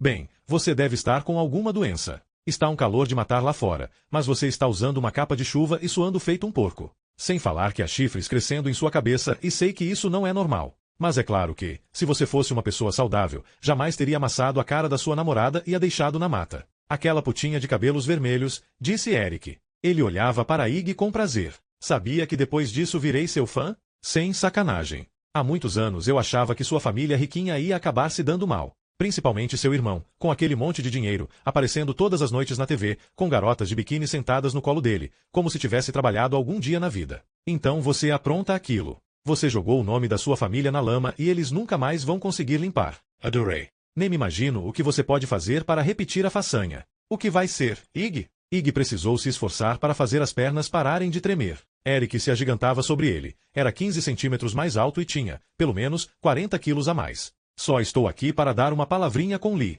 Já sei como você pretende repetir a façanha, disse Eric, como se Ig não tivesse falado nada. Você aparece no escritório de um deputado com a cabeça cheia de merda e uma arma escondida na capa. Você tem uma arma, não é? É por isso que está de casaco, para escondê-la. Você está armado e vou atirar em você e aparecer na primeira página do Boston Herald por ter matado o irmão maluco de Terry Parrish. Não vai ser o máximo. Da última vez que vi seu irmão, ele me ofereceu ingressos para o programa dele, caso eu fosse a Los Angeles. Esfregando o sucesso dele na minha cara. Eu queria era ser o cara que, heroicamente, estourou seus miolos antes que você pudesse matar mais alguém. Então, no enterro, ia perguntar ao Terry se ele ainda podia me arranjar aqueles ingressos. Só para ver a cara dele. Vamos lá, Ig. Passe pelo detector de metais para eu ter uma desculpa para arrebentar essa sua cabeça maluca. Não vou entrar. Vou esperar lá fora, disse Ig, já se afastando na direção da porta, consciente do suor gelado que escorria debaixo de seus braços. As palmas das mãos já estavam escorregadias. Enquanto empurrava a porta com o cotovelo, o sinalizador escapuliu e, por um momento de terror absoluto, Ig achou que ele ia cair no chão, na frente de Eric, mas conseguiu segurá-lo com o polegar e mantê-lo no lugar. Eric ficou observando com um olhar de animal faminto enquanto Ig voltava para a luz do sol. A transição do frio do escritório para o calor escaldante da tarde deixou Ig um pouco tonto. O céu ficava claro, escurecia e depois clareava de novo. Ele sabia exatamente o que estava fazendo quando foi até o escritório do deputado. Tudo havia lhe parecido simples e claro. No entanto, agora via que tinha se enganado. Não ia matar Lee com um sinalizador, a ideia por si só já era hilária e absurda. Lee nem sequer ia sair para falar com ele. Enquanto atravessava o estacionamento, Ig apertou o passo, no ritmo das batidas de seu coração. O negócio era ir embora, pegar a estrada de volta para Gideão. Encontrar um lugar onde pudesse ficar sozinho, quieto, e pensar um pouco. Botar a cabeça no lugar. Depois do dia que tivera, precisava desesperadamente botar a cabeça no lugar. Ir até ali tinha sido tão absolutamente precipitado e impulsivo que ele ficou assustado por ter se permitido fazer isso. Uma parte dele achava que havia uma boa chance de Eric estar no seu encalço e, se não fosse embora logo, talvez não conseguisse ir nunca mais. A outra parte, no entanto, sussurrava. Em 10 minutos Eric não vai nem se lembrar que você esteve aqui. Ele não estava nem falando com você. Estava falando com seu próprio demônio. Ig jogou o sinalizador no porta-malas do Gremlin e bateu a porta. Ainda estava dando a volta no carro para ir até a porta do motorista quando ouviu a voz de Lee chamando. Ig? A temperatura interna de Ig mudou ao som daquela voz, caindo vários graus, como se tivesse tomado um drink absurdamente gelado de um gole só. Ig se virou e o encarou. Viu Lee através do vapor quente que subia do asfalto, uma figura tremulante e distorcida, sumindo e reaparecendo. Uma alma, não um homem. Seu cabelo, curto e dourado, estava branco e incandescente, como se estivesse em chamas. Eric estava de pé ao lado dele, a careca brilhando e os braços cruzados sobre o peito de barril, as mãos escondidas embaixo das axilas. Eric ficou junto à porta do edifício, mas Lee veio andando em direção a Ig, parecendo caminhar no ar e não sobre o chão, escorrendo como líquido através do calor sufocante. Porém, quando se aproximou, suas formas se tornaram mais sólidas e ele deixou de ser um espírito líquido e sem substância, um espectro talhado no calor e no brilho distorcido da luz do sol. Finalmente era apenas um homem com os pés no chão. Usava jeans e uma camisa branca, seu uniforme de trabalho, que o deixava mais parecido com um carpinteiro do que com um aspirante a político. Quando chegou perto de Iggy, tirou os óculos de lentes espelhadas. Uma fina corrente de ouro brilhava em sua garganta. O azul do olho direito de Lee tinha exatamente o mesmo tom do causticante céu de agosto. O ferimento no olho esquerdo não tinha resultado no tipo comum de catarata que se parece com uma camada branca leitosa sobre a retina. Lee tinha desenvolvido uma catarata cortical, que se manifestava como um raio de sol azul claro, uma terrível estrela branca aberta na pupila escura. O olho direito, claro e atento, estava fixo em Iggy, mas o outro era ligeiramente estrábico e parecia contemplar o nada. Lee dizia que podia enxergar com ele, mesmo que com pouca clareza. Dizia que era como olhar através de uma janela coberta de espuma de sabão. Lee parecia absorver Iggy com o olho direito. E só Deus sabe para onde o esquerdo olhava. Recebi sua mensagem, disse. Então, você sabe. Iggy foi pego de surpresa. Não podia imaginar que, mesmo sob a influência dos chifres, Lee fosse admitir tão abertamente. Outra coisa que o desarmou foi aquele meio sorriso tímido estampado no rosto de Lee, uma expressão quase constrangida, como se estuprar e matar Merrin tivesse sido uma gafe social inaceitável, como deixar pegadas de lama num tapete novo. Sei de tudo, seu filho da puta, disse Iggy, com a voz trêmula. Lee ficou pálido, manchas vermelhas desabrochavam em suas faces. Levantou a mão esquerda, com a palma voltada para fora, num gesto que pedia que Iggy esperasse. Iggy, não vou ficar dando desculpas. Eu sabia que aquilo era errado. Eu tinha bebido um pouco além da conta e ela parecia estar precisando de um amigo. Depois as coisas saíram de controle. Isso é tudo o que você tem a dizer? As coisas fugiram da porra do controle? Você sabe que estou aqui para te matar. Lee o encarou por um instante, então olhou sobre o ombro para Eric e de volta para Iggy. Iggy, levando em conta seu histórico, você não devia fazer esse tipo de brincadeira. Depois do que você passou por causa da Merrin, devia tomar mais cuidado com o que diz na frente de um agente da lei. Especialment Eric. Ele não entende muito bem ironias. Mas não estou sendo irônico. Lee pegou a correntinha de ouro que usava em volta do pescoço e disse, acredite ou não, eu me sinto horrível com tudo o que aconteceu. Ao mesmo tempo, uma pequena parte de mim está feliz por você ter descoberto. Você não precisa dela na sua vida, Iggy. Vai ficar melhor sem ela. Iggy não conseguiu se controlar. Um som baixo, de agonia e de ódio, surgiu de sua garganta e ele partiu para cima de Lee. Esperava que ele se esquivasse, mas Lee fincou os pés no chão e apenas lançou outro olhar na direção de Eric, que meneou a cabeça em resposta. Iggy olhou para Eric e parou. Pela primeira vez reparou que o coldre de Eric estava vazio. Ele segurava o revólver em uma das mãos que estavam escondidas debaixo das axilas. Iggy não podia ver a arma, mas sabia que ela estava lá, podia sentir seu peso como se ele mesmo a carregasse. E não havia dúvidas de que Eric a usaria. Ele queria atirar no irmão de Terry Parrish e aparecer no jornal. Policial mata suspeito de assassinato. E Iggy tocar em Lee seria a desculpa de que precisava. Os chifres cuidariam do resto, impelindo Eric a dar vazão a seus piores impulsos. Era assim que eles funcionavam. Não sabia que você se importava tanto, disse Lee, respirando lenta e compassadamente. Pelo amor de Deus, Iggy, ela é um lixo. Quero dizer, até que tem um bom coração, mas Glenna sempre foi um lixo. Eu achava que o único motivo para você ter ido morar com ela era sair da casa dos seus pais. Iggy não fazia a menor ideia do que ele estava falando. Por um instante, o dia parecia ter voltado ao normal. Até o zumbido terrível dos gafanhotos tinha dado um tempo. Então Iggy entendeu. Lembrou-se do que Glenna lhe contará pela manhã, a primeira confissão que os chifres tinham provocado. Parecia impossível que aquilo tivesse acontecido naquela mesma manhã. Não estou falando dela, disse Iggy. Como você pôde pensar que eu estava falando da Glenna? Então de quem você está falando? Iggy não entendeu. Todos contavam. Assim que viam Iggy, os chifres, os segredos escapavam. Não podiam evitar. O recepcionista usava as calcinhas da mãe e Eric queria uma desculpa para tirarem Iggy e aparecer no jornal. Agora era a vez de Lee e a única coisa que tinha para confessar é que uma bêbada havia pagado um boquete para ele. Merrin, respondeu Iggy com a voz rouca. Estou falando do que você fez com Merrin. Lee inclinou a cabeça só um pouco, de forma que seu ouvido direito ficou apontando para o céu, como um cachorro prestando atenção a um ruído distante. E deixou escapar um suspiro leve. Depois balançou a cabeça quase imperceptivelmente. Não entendi. O que eu fiz com, você a matou, seu merda. Sei que foi você. Você a matou e obrigou o Terry a ficar calado. Lee olhou Iggy firme e demoradamente. Depois deu outra olhada para Eric, checando se ele estava perto o bastante para ouvir a conversa, deduziu Iggy. Não estava. Então Lee se virou para Iggy de novo e, ao fazer isso, seu rosto estava morto e inexpressivo. A mudança foi tão chocante que Iggy quase gritou de medo. Uma reação cômica, um diabo ter medo de um homem, quando devia acontecer o contrário. Terry disse isso para você? Perguntou Lee. Se disse, é um mentiroso filho da puta. Lee era imune aos chifres, mas Iggy não entendia por quê. Era como se houvesse uma parede que os chifres não conseguiam penetrar. Iggy tentou forçá-los a agir e por um momento eles se encheram de calor, sangue e pressão, mas não durou muito. Era como tentar tocar trompete com um monte de trapos dentro. Pode soprar à vontade que não vai sair nenhum som. Espero que ele não tenha contado isso a mais ninguém, continuou Lee. E você também não. Ainda não. Mas em breve todo mundo vai saber o que você fez. Será que Lee ao menos podia ver os chifres? Nem os mencionara. Não parecia ter visto. É melhor não, disse Lee. Então os cantos de suas mandíbulas se contraíram, como se uma ideia tivesse lhe ocorrido e ele perguntou, você está gravando essa conversa? Claro, disse Iggy, mas demorou muito e, de qualquer jeito, era a resposta errada. Ninguém que estivesse preparando uma armadilha admitiria estar gravando a conversa. Não está, não. Você nunca soube mentir, Iggy, disse Lee e depois sorriu. Sua mão esquerda brincava com o cordãozinho de ouro em volta do pescoço. A outra mão estava no bolso.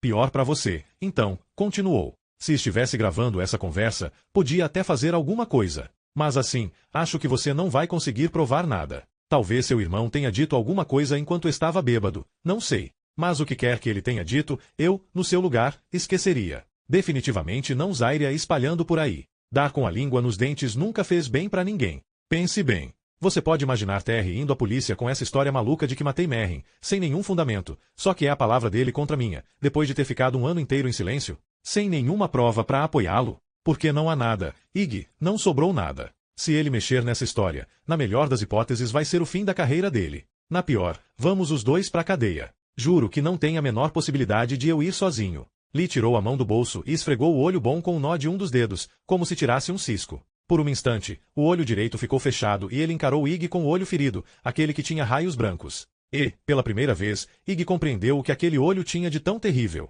Não é que ele estivesse morto. Era simplesmente que estava ocupado com outras questões. Como se houvesse dois Lee Tournial. O primeiro tinha sido amigo de Iggy por mais de uma década, um homem que doava sangue para a Cruz Vermelha 3 vezes por ano e que admitia na frente de um monte de crianças que tinha sido um pecador. O segundo Lee era uma pessoa que olhava para o mundo ao seu redor com a mesma empatia de um peixe. Lee limpou o que estava incomodando seu olho direito e deixou o braço cair ao lado do corpo. Casualmente colocou a mão de volta no bolso. Estava se aproximando de novo. Iggy se afastou, ficando fora do alcance do outro. Não tinha certeza de por que estava se retraindo. Não sabia por quê. De repente, parecia uma questão de vida ou morte deixar pelo menos 1 metro de espaço entre ele e Lee. Os gafanhotos uniam nas árvores. Um zumbido insuportável, enlouquecedor que enchia a cabeça de Iggy. Ela era sua amiga, Lee, disse Iggy enquanto retrocedia até a frente do carro. Ela confiava em você. E você a estuprou, matou e largou na mata. Como pôde fazer isso? Você está errado em relação a uma coisa, Iggy, disse Lee com a voz baixa, calma e firme. Não foi estupro.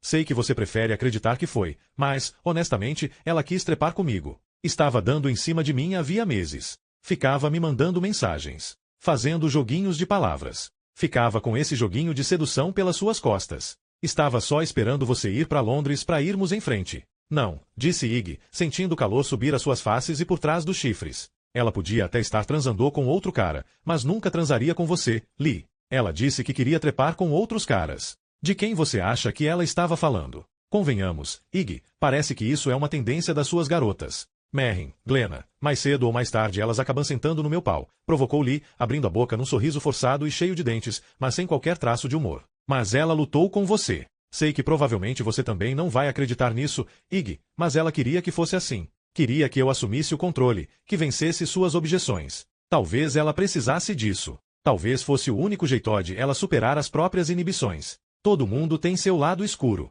Esse era o dela. Você sabe que ela gozou quando trepei com ela, não sabe? Lá no mato comigo. Ela gozou pra valer. Acho que era uma fantasia dela. Ser possuída no meio da mata escura. Alguns arranhões e uma boa briga. E depois uma pedra na cabeça? Perguntou Iggy. A essa altura já tinha dado a volta na frente do Gremlin até a porta do carona e Lee o seguirá passo a passo. Isso também era parte da fantasia? Lee parou de andar. Isso você vai ter que perguntar ao Terry. Foi ele que fez essa parte. Mentira, sussurrou Iggy. Mas não existe verdade. Pelo menos nenhuma que tenha importância, disse Lee. Ele tirou a mão esquerda de dentro da camisa. Segurava um crucifixo de ouro que refletia a luz do sol. Colocou-o na boca e o chupou por um instante, depois o deixou cair e disse, ninguém sabe o que aconteceu naquela noite. Se esmaguei a cabeça dela com a pedra, ou se foi o Terry, ou se foi você, ninguém nunca vai saber o que realmente aconteceu. Você não tem do que me acusar e não vou fazer acordo com nenhum de vocês. Então o que você quer? Quero ver você morrer, indefeso e apavorado, no mato, disse Iggy. Exatamente como ela morreu. Lee sorriu, como se tivesse recebido um elogio. Então me mate, disse. Vá em frente e me mate. Deu um passo rápido para frente, para cima de Iggy, que abriu a porta do carona entre eles, a empurrando contra Lee. Ela bateu nas pernas de Lee com um barulho e alguma coisa caiu no asfalto. De relance, Iggy viu um canivete suíço vermelho com uma lâmina de 8 centímetros rodando pelo chão. Lee vacilou e, ao expirar, deu um assovio gutural cruel. Iggy aproveitou a oportunidade e se jogou para dentro do carro, passando por cima do banco do carona para se sentar atrás do volante. Nem se preocupou em fechar a porta. Eric, gritou Lee, ele está com uma faca. Mas o Gremlin criou vida com uma explosão e o pé de Iggy alcançou o acelerador antes mesmo de ele se ajeitar no banco. O carro deu um tranco para frente e a porta do lado do passageiro bateu. Iggy olhou pelo retrovisor e viu Eric correndo pelo estacionamento com a arma na mão, o cano apontando para baixo. Pedaços de asfalto voaram dos pneus de trás e brilharam sob a luz do sol. Enquanto fugia, Iggy ainda deu outra olhada pelo retrovisor e viu Lee e Eric de pé no meio de uma nuvem de poeira. O olho direito de Lee estava fechado de novo e ele agitava a mão, tentando se livrar das partículas de asfalto. O olho meio cego, por sua vez, estava aberto e encarava Iggy com uma espécie de fascínio alienígena. Capítulo 24. Iggy evitou a interestadual no caminho de volta. De volta para onde? Não sabia. Dirigia automaticamente, sem qualquer noção consciente de direção. Não sabia direito o que acabará de acontecer. Ou melhor, sabia o que tinha acontecido, mas não o que aquilo significava. Não era nada do que Lee tinha dito ou feito. Mas o que não disse e não fez. Os chifres não o afetaram. De todas as pessoas com quem Iggy tivera contato durante o dia, Lee foi a única que lhe disse apenas o que queria. Sua confissão tinha sido uma decisão consciente, não um impulso que não podia controlar. Iggy queria sair da estrada o mais rápido possível. Será que Lee telefonaria para a polícia para dizer que Iggy tinha aparecido em estado alterado e o atacado com uma faca? Na verdade achava que não. Lee não meteria a lei nessa história se pudesse evitar. Ainda assim, Iggy se manteve dentro do limite de velocidade e de vez em quando olhava pelo retrovisor procurando algum carro de polícia. Iggy queria ser capaz de manter o controle friamente, planejar sua fuga, ser um filho da puta com coração de pedra, mas ele estava com falta de ar e com os nervos em frangalhos. Finalmente tinha chegado ao limite da exaustão emocional. Sistemas cruciais estavam em pane. Não podia continuar desse jeito. Precisava entender o que estava acontecendo com ele. Precisava de um maldito serrote de dentes afiados para cortar aquelas coisas malditas de sua cabeça. O sol batia em raios na janela, numa sequência calmante e hipnótica. Imagens vinham à mente de Iggy no mesmo ritmo. O canivete suíço aberto no chão, Vera descendo o morro abaixo na cadeira de rodas, Merrin na igreja 10 anos antes, fazendo o crucifixo refletir nos olhos dele, sua própria imagem chifruda no monitor de segurança, o crucifixo de ouro no pescoço de Lee brilhando sob o sol de verão. Iggy estremeceu de surpresa, os joelhos batendo contra o volante. Uma ideia peculiar e desagradável lhe ocorreu, a ideia impossível de que Lee estivesse usando o crucifixo dela, que o tivesse arrancado de seu corpo sem vida, um troféu. Só que não, ela não estava com ele naquela noite. Mesmo assim, era o dela. Era um crucifixo de ouro como outro qualquer, sem qualquer marca que o identificasse, mas ele tinha certeza de que era o mesmo crucifixo que ela estava usando quando eles se viram pela primeira vez. Iggy torcia o cavanhaque impacientemente, imaginando se podia ser assim tão simples, se o crucifixo de Merrin de algum modo desativava os chifres. Cruzes afastam vampiros, não é? Não, isso era besteira, não fazia sentido. Tinha entrado na casa de Deus pela manhã e tanto o padre Mould quanto a irmã Bennet tinham se dedicado intensamente a lhe contar seus segredos e lhe pedir permissão para pecar. Mas eles não estavam na igreja. Estavam embaixo dela. Aquilo não era um local sagrado. Era um ginásio. Será que estavam usando crucifixos ou qualquer outra coisa que demonstrasse sua fé? Iggy lembrou que o crucifixo do padre Mould estava pendurado em uma das pontas da barra de pesos de 5 quilos sobre o banco supino e que a irmã Bennet tinha o pescoço nu. E o que você acha disso, Iggy Perriche? Iggy não achava nada. Continuou dirigindo. Um Dunkin' Donuts cercado por tapumes passou voando à sua esquerda e ele percebeu que estava perto da mata, não muito longe da estrada que levava à velha fundição. Estava a menos de 1 quilômetro do lugar onde Merrin fora assassinada, exatamente no mesmo lugar aonde tinha ido na noite passada para praguejar, botar a raiva para fora, mijar e desmaiar. Era como se todo aquele dia tivesse simplesmente descrito um grande círculo que inevitavelmente o levaria de volta ao lugar onde tudo havia começado. Ele diminuiu a velocidade e virou. O Gremlin desceu a trilha de cascalho fazendo barulho. O caminho era estreito, de uma mão só, ladeado por árvores que ficavam cada vez mais próximas. Já a 15 metros da estrada, a trilha estava bloqueada por uma corrente, com um aviso pendurado, interditado. Saindo da estrada, contornou o aviso e depois voltou à trilha. Logo pôde ver a fundição por trás das árvores. Ficava numa clareira no alto do morro e, embora devesse estar sob a luz do sol, estava escura, como se coberta por uma sombra. Talvez uma nuvem estivesse encobrindo o sol. Mas, quando Iggy espiou pelo para-brisa, viu um céu claro de fim de tarde. Dirigiu até o limite da campina que cercava a fundição e então parou o carro. Deixou o motor ligado e saltou. Quando era criança, Iggy achava que a fundição parecia as ruínas de um castelo, saída direto dos contos dos irmãos Grimm, um lugar no meio da floresta escura para onde um príncipe mau atraía um inocente para o abate. Exatamente o que tinha acontecido ali. Foi uma surpresa descobrir, já adulto, que não ficava tão embrenhada na mata, no máximo a uns 30 metros da estrada. Iggy avançou até o lugar onde o corpo dela fora encontrado e onde seus amigos e parentes mantinham um memorial. Ele conhecia o caminho. Tinha estado lá várias vezes desde que ela morrera. Serpentes o seguiam, mas ele fingiu não notar. A cerejeira estava no mesmo lugar onde ele a havia deixado na noite anterior. Ele havia arrancado os retratos de Merrin dos galhos. Estavam espalhados no meio dos arbustos e das ervas daninhas. O tronco estava descascando, soltando uma crosta pálida, e mostrava a madeira vermelha que apodrecia por baixo. Iggy tinha colocado o pau para fora e mijado nas ervas daninhas, nos próprios pés e na cara da imagem de plástico da Virgem Maria que havia sido colocada num nicho formado por duas das grossas raízes da árvore. Ele desprezara aquela santa de sorriso idiota, símbolo de uma história que não significava nada, serva de um Deus que não era bom para ninguém. Tinha certeza de que aqui, neste mesmo lugar, enquanto era estuprada e assassinada, Merrin tinha clamado a Deus, se não em voz alta, pelo menos em seu coração. A resposta de Deus tinha sido que, devido ao baixo volume dos chamados, ela podia esperar para ser atendida, até que estivesse morta. Olhou casualmente para a imagem de Maria e já estava desviando a atenção para outra coisa quando teve uma reação retardada. A Virgem Maria parecia ter pegado fogo. O lado direito de seu rosto, sorridente e bem-aventurado, tinha uma cicatriz negra, como um marshmallow que ficou tempo demais assando na fogueira. A outra parte do rosto havia derretido como cera, estava franzida e deformada. Olhar para aquilo provocou em Iggy um momento de delírio. Ele se desequilibrou e botou o pé numa coisa roliça e lisa que escorregou para debaixo do seu calcanhar e, por um momento se fez noite, as estrelas giravam sobre sua cabeça e ele olhava para o alto, através dos galhos e das folhas que caíam suavemente. Então disse, eu o vejo aí em cima. Falando com quem? Com Deus? Girando sobre os calcanhares naquela noite morna, antes de cair para trás, de bunda no chão. Olhou para os pés e viu que tinha pisado numa garrafa de vinho, a mesma garrafa que trouxera na noite anterior. para pegala e esecuriu. O vinho se agitou lá dentro. Ele se levantou e inclinou a cabeça, olhando meio constrangido para os galhos da cerejeira. Acima, as folhas se balançavam suavemente. Passou a língua pelos lábios. Tinha a boca seca e amarga. Então se virou e voltou para o carro. No caminho, paisuim uma ou duas cobras, ainda tentando ignorá-las. Tirou a rolha da garrafa de vinho e tomou um gole. Depois de um dia inteiro debaixo do sol, a bebida estava quente, mas ele não se importou.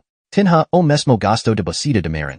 Oleoso e metálico. Também tinha gosto de ervas, como se tivesse absorvido a fragrância do verão depois de ter passado uma noite embaixo da árvore.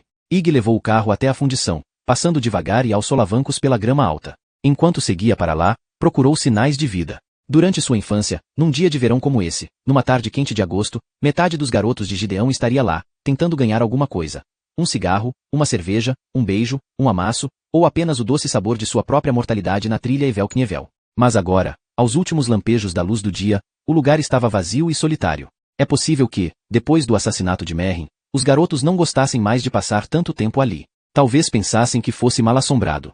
Talvez fosse mesmo. Ele dirigiu até os fundos do prédio e botou o carro numa vaga em um dos lados da trilha Evel-Knievel, posicionando o Gremlin sob a sombra de um carvalho. Uma blusa azul de babado, uma meia preta comprida e um sobretudo estavam pendurados nos galhos, como se a árvore agora desse roupa mofada. Em frente ao paralama estavam os velhos canos enferrujados que desciam até o rio. Ele desligou o carro e saiu para dar uma olhada. Havia enos que neo entrava no prédio, mas tudo estava exatamente como eles lembrava. A fundição estava lá aberta para o céu, arcos e pilares de tijolos se elevavam até a luz avermelhada do entardecer. 30 anos de pichações umas sobre as outras cobriam as paredes. A maioria das mensagens era incoerente, mas talvez elas não tivessem a menor importância isoladamente. Iggy tinha a impressão de que todas tinham o mesmo sentido. Eu sou, eu fui, eu quero ser. Parte de uma das paredes havia ruído e Iggy contornou um monte de tijolos, passando por um carrinho de mão cheio de ferramentas enferrujadas. No extremo oposto de sala mar ficava chamin. A portinhola de ferro que dava para a fornalha estava caída, deixando uma abertura larga o bastante para que se rastejasse por ela. Iggy se aproximou e viu um colchão e algumas velas vermelhas, derretidas até que só sobrassem tocos grossos. Um cobertor manchado e nojento, que já tinha sido azul, estava jogado ao lado do colchão. Mais ao fundo estavam os restos de uma fogueira, um círculo de luz acobreada, posicionado bem embaixo da chaminé. Iggy pegou o cobertor e cheirou. Fedia a urina e fumaça. Deixou-o cair. Enquanto andava de volta para o carro, para buscar a garrafa e o celular, finalmente teve que admitir que as cobras o seguiam. Podia ouvi-las, o sibilo de seus corpos se movendo na grama seca. Havia quase uma dezena delas. Pegou um pedaço de concreto solto no meio do mato, se virou e o atirou nelas. Uma das cobras se esquivou facilmente. Ele não acertou nenhuma. Elas continuaram imóveis, olhando para ele naquele resto de luz do dia. Iggy tentou olhar para o carro, e não para elas. Uma cobra amarela, de aproximadamente 50 centímetros, caiu do alto carvalho sobre o teto do Gremlin, fazendo barulho. Ele deu um grito e recuou, Depois deu um bote e agarrou a cobra para jogá-la longe. Achou que a tivesse pegado pela cabeça, mas tinha sido bem mais abaixo, no meio do corpo. O animal se enrolou todo e cravou os dentes na mão de Ig. Foi como grampear o polegar. Ele gemeu e jogou a cobra nos arbustos. Enfiou o dedo na boca e sentiu gosto de sangue. Não estava preocupado com veneno. Não havia cobras venenosas em New Hampshire. Ou havia, ele não tinha certeza. Dali Williams gostava de levar Ig e Merrin para fazer trilhas nas White Mountains e os havia alertado para ficarem atentos às cascavéis. Mas sempre falava isso num tom alegre, com as bochechas coradas. Ig nunca tinha ouvido mais ninguém dizer que havia cascavéis em New Hampshire. Ele se virou para seu cortejo de répteis, que agora contava com quase 20 animais. Saiam da minha frente, porra! Gritou para as cobras. Elas ficaram imóveis, observando por entre a grama alta com seus olhos dourados, fendidos e ávidos. Então começaram a se espalhar, se escondendo no matagal. Ig imaginou ter visto alguns olhares desapontados enquanto elas partiam. Ele correu na direção da fundição e se enfiou por uma abertura muito acima do chão. Foi para lá a fim de dar uma última olhada no entardecer. Uma única serpente não tinha acatado a ordem e o seguiu até as ruínas. Contorcia-se impacientemente na frente dele, uma pequena tira elástica, delicadamente rajada, olhando para cima com o mesmo olhar carente e excitado de uma fã debaixo da sacada de um astro do rock, esperando ser vista e reconhecida. Vai hibernar em outro lugar, gritou ele. Talvez estivesse imaginando coisas, mas ela parecia se contorcer ainda mais freneticamente, quase em êxtase. Aquilo o fez pensar em esperma subindo pelo canal vaginal, a energia erótica liberada, uma linha de raciocínio desconcertante. Deu meia volta e saiu dali o mais rápido que pôde, sem correr. Ig se sentou na fornalha com a garrafa de vinho e a cada gole a escuridão à sua volta se abria, se expandindo e se tornando mais luxuriante. Quando tomou a última gota do merlot, não havia por que continuar tentando sugar o gargalo da garrafa, então começou a chupar seu polegar dolorido, mordido pela cobra. Nem considerou dormir no Grêmio. Tinha péssimas lembranças da última vez que fizera isso. Além do mais, não queria acordar com um cobertor de cobra sobre o para-brisa. Ig queria acender as velas, mas achou que não valia a pena voltar até o carro para pegar o isqueiro. Não queria andar no escuro no meio de um monte de cobras. Tinha certeza de que elas ainda estavam lá. Pensou que pudesse haver um isqueiro ou uma caixa de fósforos em algum lugar ali na fornalha. Pegou o celular no bolso, pensando em usar a luz da tela para dar uma olhada. Mas, quando botou a mão no bolso, encontrou algo junto do celular, uma caixinha fininha de papelão que parecia, mas não podia ser, uma caixa de fósforos. Tirou-a de dentro do bolso e olhou para ela. Sentiu um arrepio descer por suas costas, e não era só porque não fumava e não sabia como tinha conseguido especificamente aquela caixa de fósforos. Fósforos Lucifer, dizia o rótulo, que tinha letras pretas ornamentadas e a silhueta de um diabo preto que parecia estar pulando, com a cabeça jogada para trás, um cavanhaque encaracolado e chifres que apontavam para o céu. De repente lá estava de novo, tão perto que era atormentador. Os acontecimentos da noite anterior, aquilo que ele tinha feito. Mas, quando tentou entender, já havia escapulido de novo. Era tão escorregadio e difícil de pegar quanto uma cobra no meio do mato. Ele deslizou a parte dentro da caixa de fósforos Lucifer. Havia pouco mais de uma dúzia de palitos, com demoníacas cabecinhas pretas erexiadas. Fósforos grandes, grossos, de cozinha. Tinham um cheiro estranho, um fedor de ovos começando a estragar. Ig chegou à conclusão de que eram velhos, tão velhos que seria um milagre se conseguisse acender um deles. Riscou uma tira áspera na lateral da caixa e ele chiou, ganhando vida, na primeira tentativa. Ig começou a acender as velas. Havia cis ao to do. Arumadas number semicirculo meio irregular. Num instante todas lançavam sua luz avermelhada contra os tijolos e Ig viu sua própria sombra bruxuleando contra o teto curvo. Os chifres eram inquestionáveis, a parte mais destacada de sua silhueta. Quando voltou a olhar para baixo, o fósforo tinha se queimado inteiro, até seus dedos. Ig não percebera, não sentirá nenhuma dor enquanto o palito se consumia até o fogo tocar sua pele. Esfregou o indicador no polegar e viu os restos escuros do palito de fósforo se desfazerem.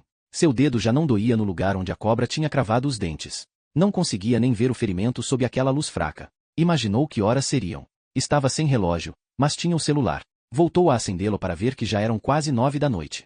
A bateria estava fraca e havia 5 mensagens de voz. Levou o aparelho ao ouvido para escutá-las. A primeira: Ig, aqui é o Terry. Vera está no hospital. O freio da cadeira de rodas se soltou e ela rolou morro abaixo até a cerca. É uma sorte que esteja viva. Arrebentou a cara toda e quebrou 2 costelas. Ela está no CTI e ainda é muito cedo para tomar um porre. Me liga. Um clique e Terry havia desligado. Nenhuma menção ao encontro que tiveram pela manhã, na cozinha, mas Ig não ficou surpreso. Para Terry, aquilo não tinha acontecido. A segunda, Ig, é a sua mãe. Sei que Terry já contou o que aconteceu com Vera. Eles a estão mantendo inconsciente à base de morfina, mas pelo menos o quadro é estável. Falei com Glenna. Ela não sabia onde você estava. Me dá uma ligada. Sei que nos falamos mais cedo, mas minha cabeça está um caos e não sei quando foi nem sobre o que conversamos. Te amo.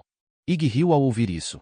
As coisas que as pessoas falam. A facilidade com que mentem, para os outros, para si mesmas. A terceira. Oi, filho.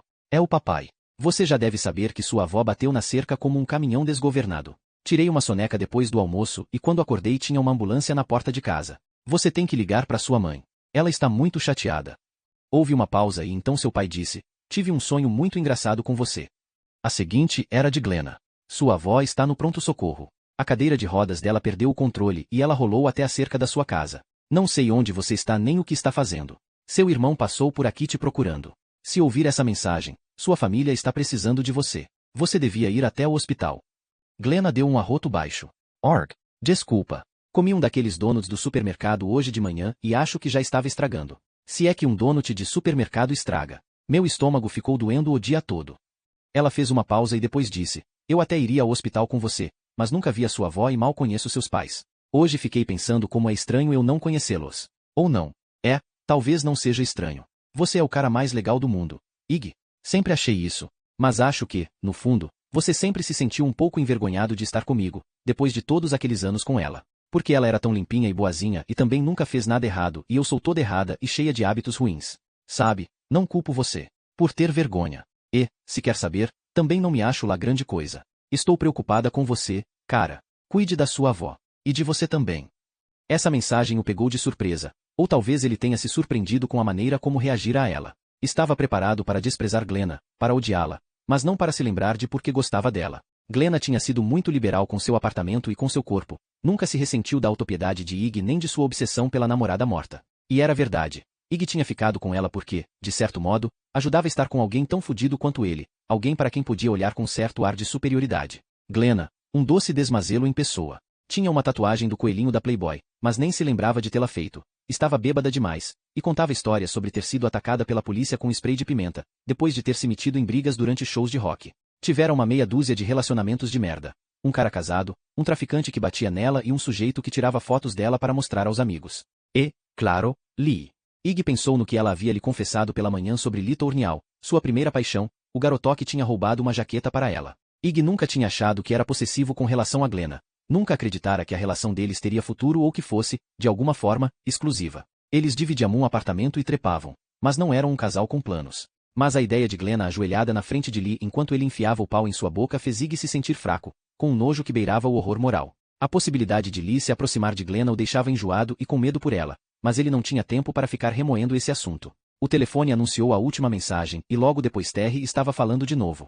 Ainda estou no hospital. Mas, honestamente, estou mais preocupado com você do que com Vera. Ninguém sabe onde você está e você não atende a porra do telefone. Fui no seu apartamento, mas Glenna disse que não vê você desde ontem. Vocês brigaram? Ela não parecia muito bem. Terry fez uma pausa e, quando voltou a falar, suas palavras pareciam cuidadosamente calculadas, escolhidas a dedo. Sei que falei com você em algum momento depois que cheguei, mas não me lembro se marcamos alguma coisa. Não sei. Minha cabeça está meio estranha. Me liga quando ouvir essa mensagem. Quero saber onde você está. Iggy pensou que tinha acabado, que Terry ia desligar. Mas, num instante, ouviu uma respiração instável. Terry tomou fôlego e disse, com a voz rouca e assustada, por que não me lembro do que falamos? Cada vela lançava sua própria sombra contra o teto de tijolos arqueado, de modo que 6 demônios de forma indefinida se amontoavam sobre Iggy, carpideiras de preto, agrupadas em volta do caixão, oscilando de um lado para o outro num lamento que só elas podiam ouvir. Iggy mordia o lábio inferior até o cavanhaque, preocupado com Glenna e imaginando se Lee faria uma visita a ela esta noite, procurando por ele. Mas, quando ligou para ela, foi encaminhado para o correio de voz antes mesmo de o telefone tocar. Não deixou recado. Não sabia o que dizer. Oi, gata, não vou para casa hoje. Quero ficar afastado até descobrir o que fazer com os chifres que estão crescendo na minha cabeça. E, a propósito, não chupe o pau do Lee esta noite. Ele não é um cara legal. Para não atender o telefone, é porque já estava dormindo. Glenna tinha dito que não estava se sentindo bem. Então pronto. Esquece. Lee não ia bater na porta dela à meia-noite com um machado. Tentaria se livrar da ameaça que Iggy representava de um jeito que corresse o menor risco possível. Iggy levou a garrafa aos lábios, mas não saiu nada lá de dentro.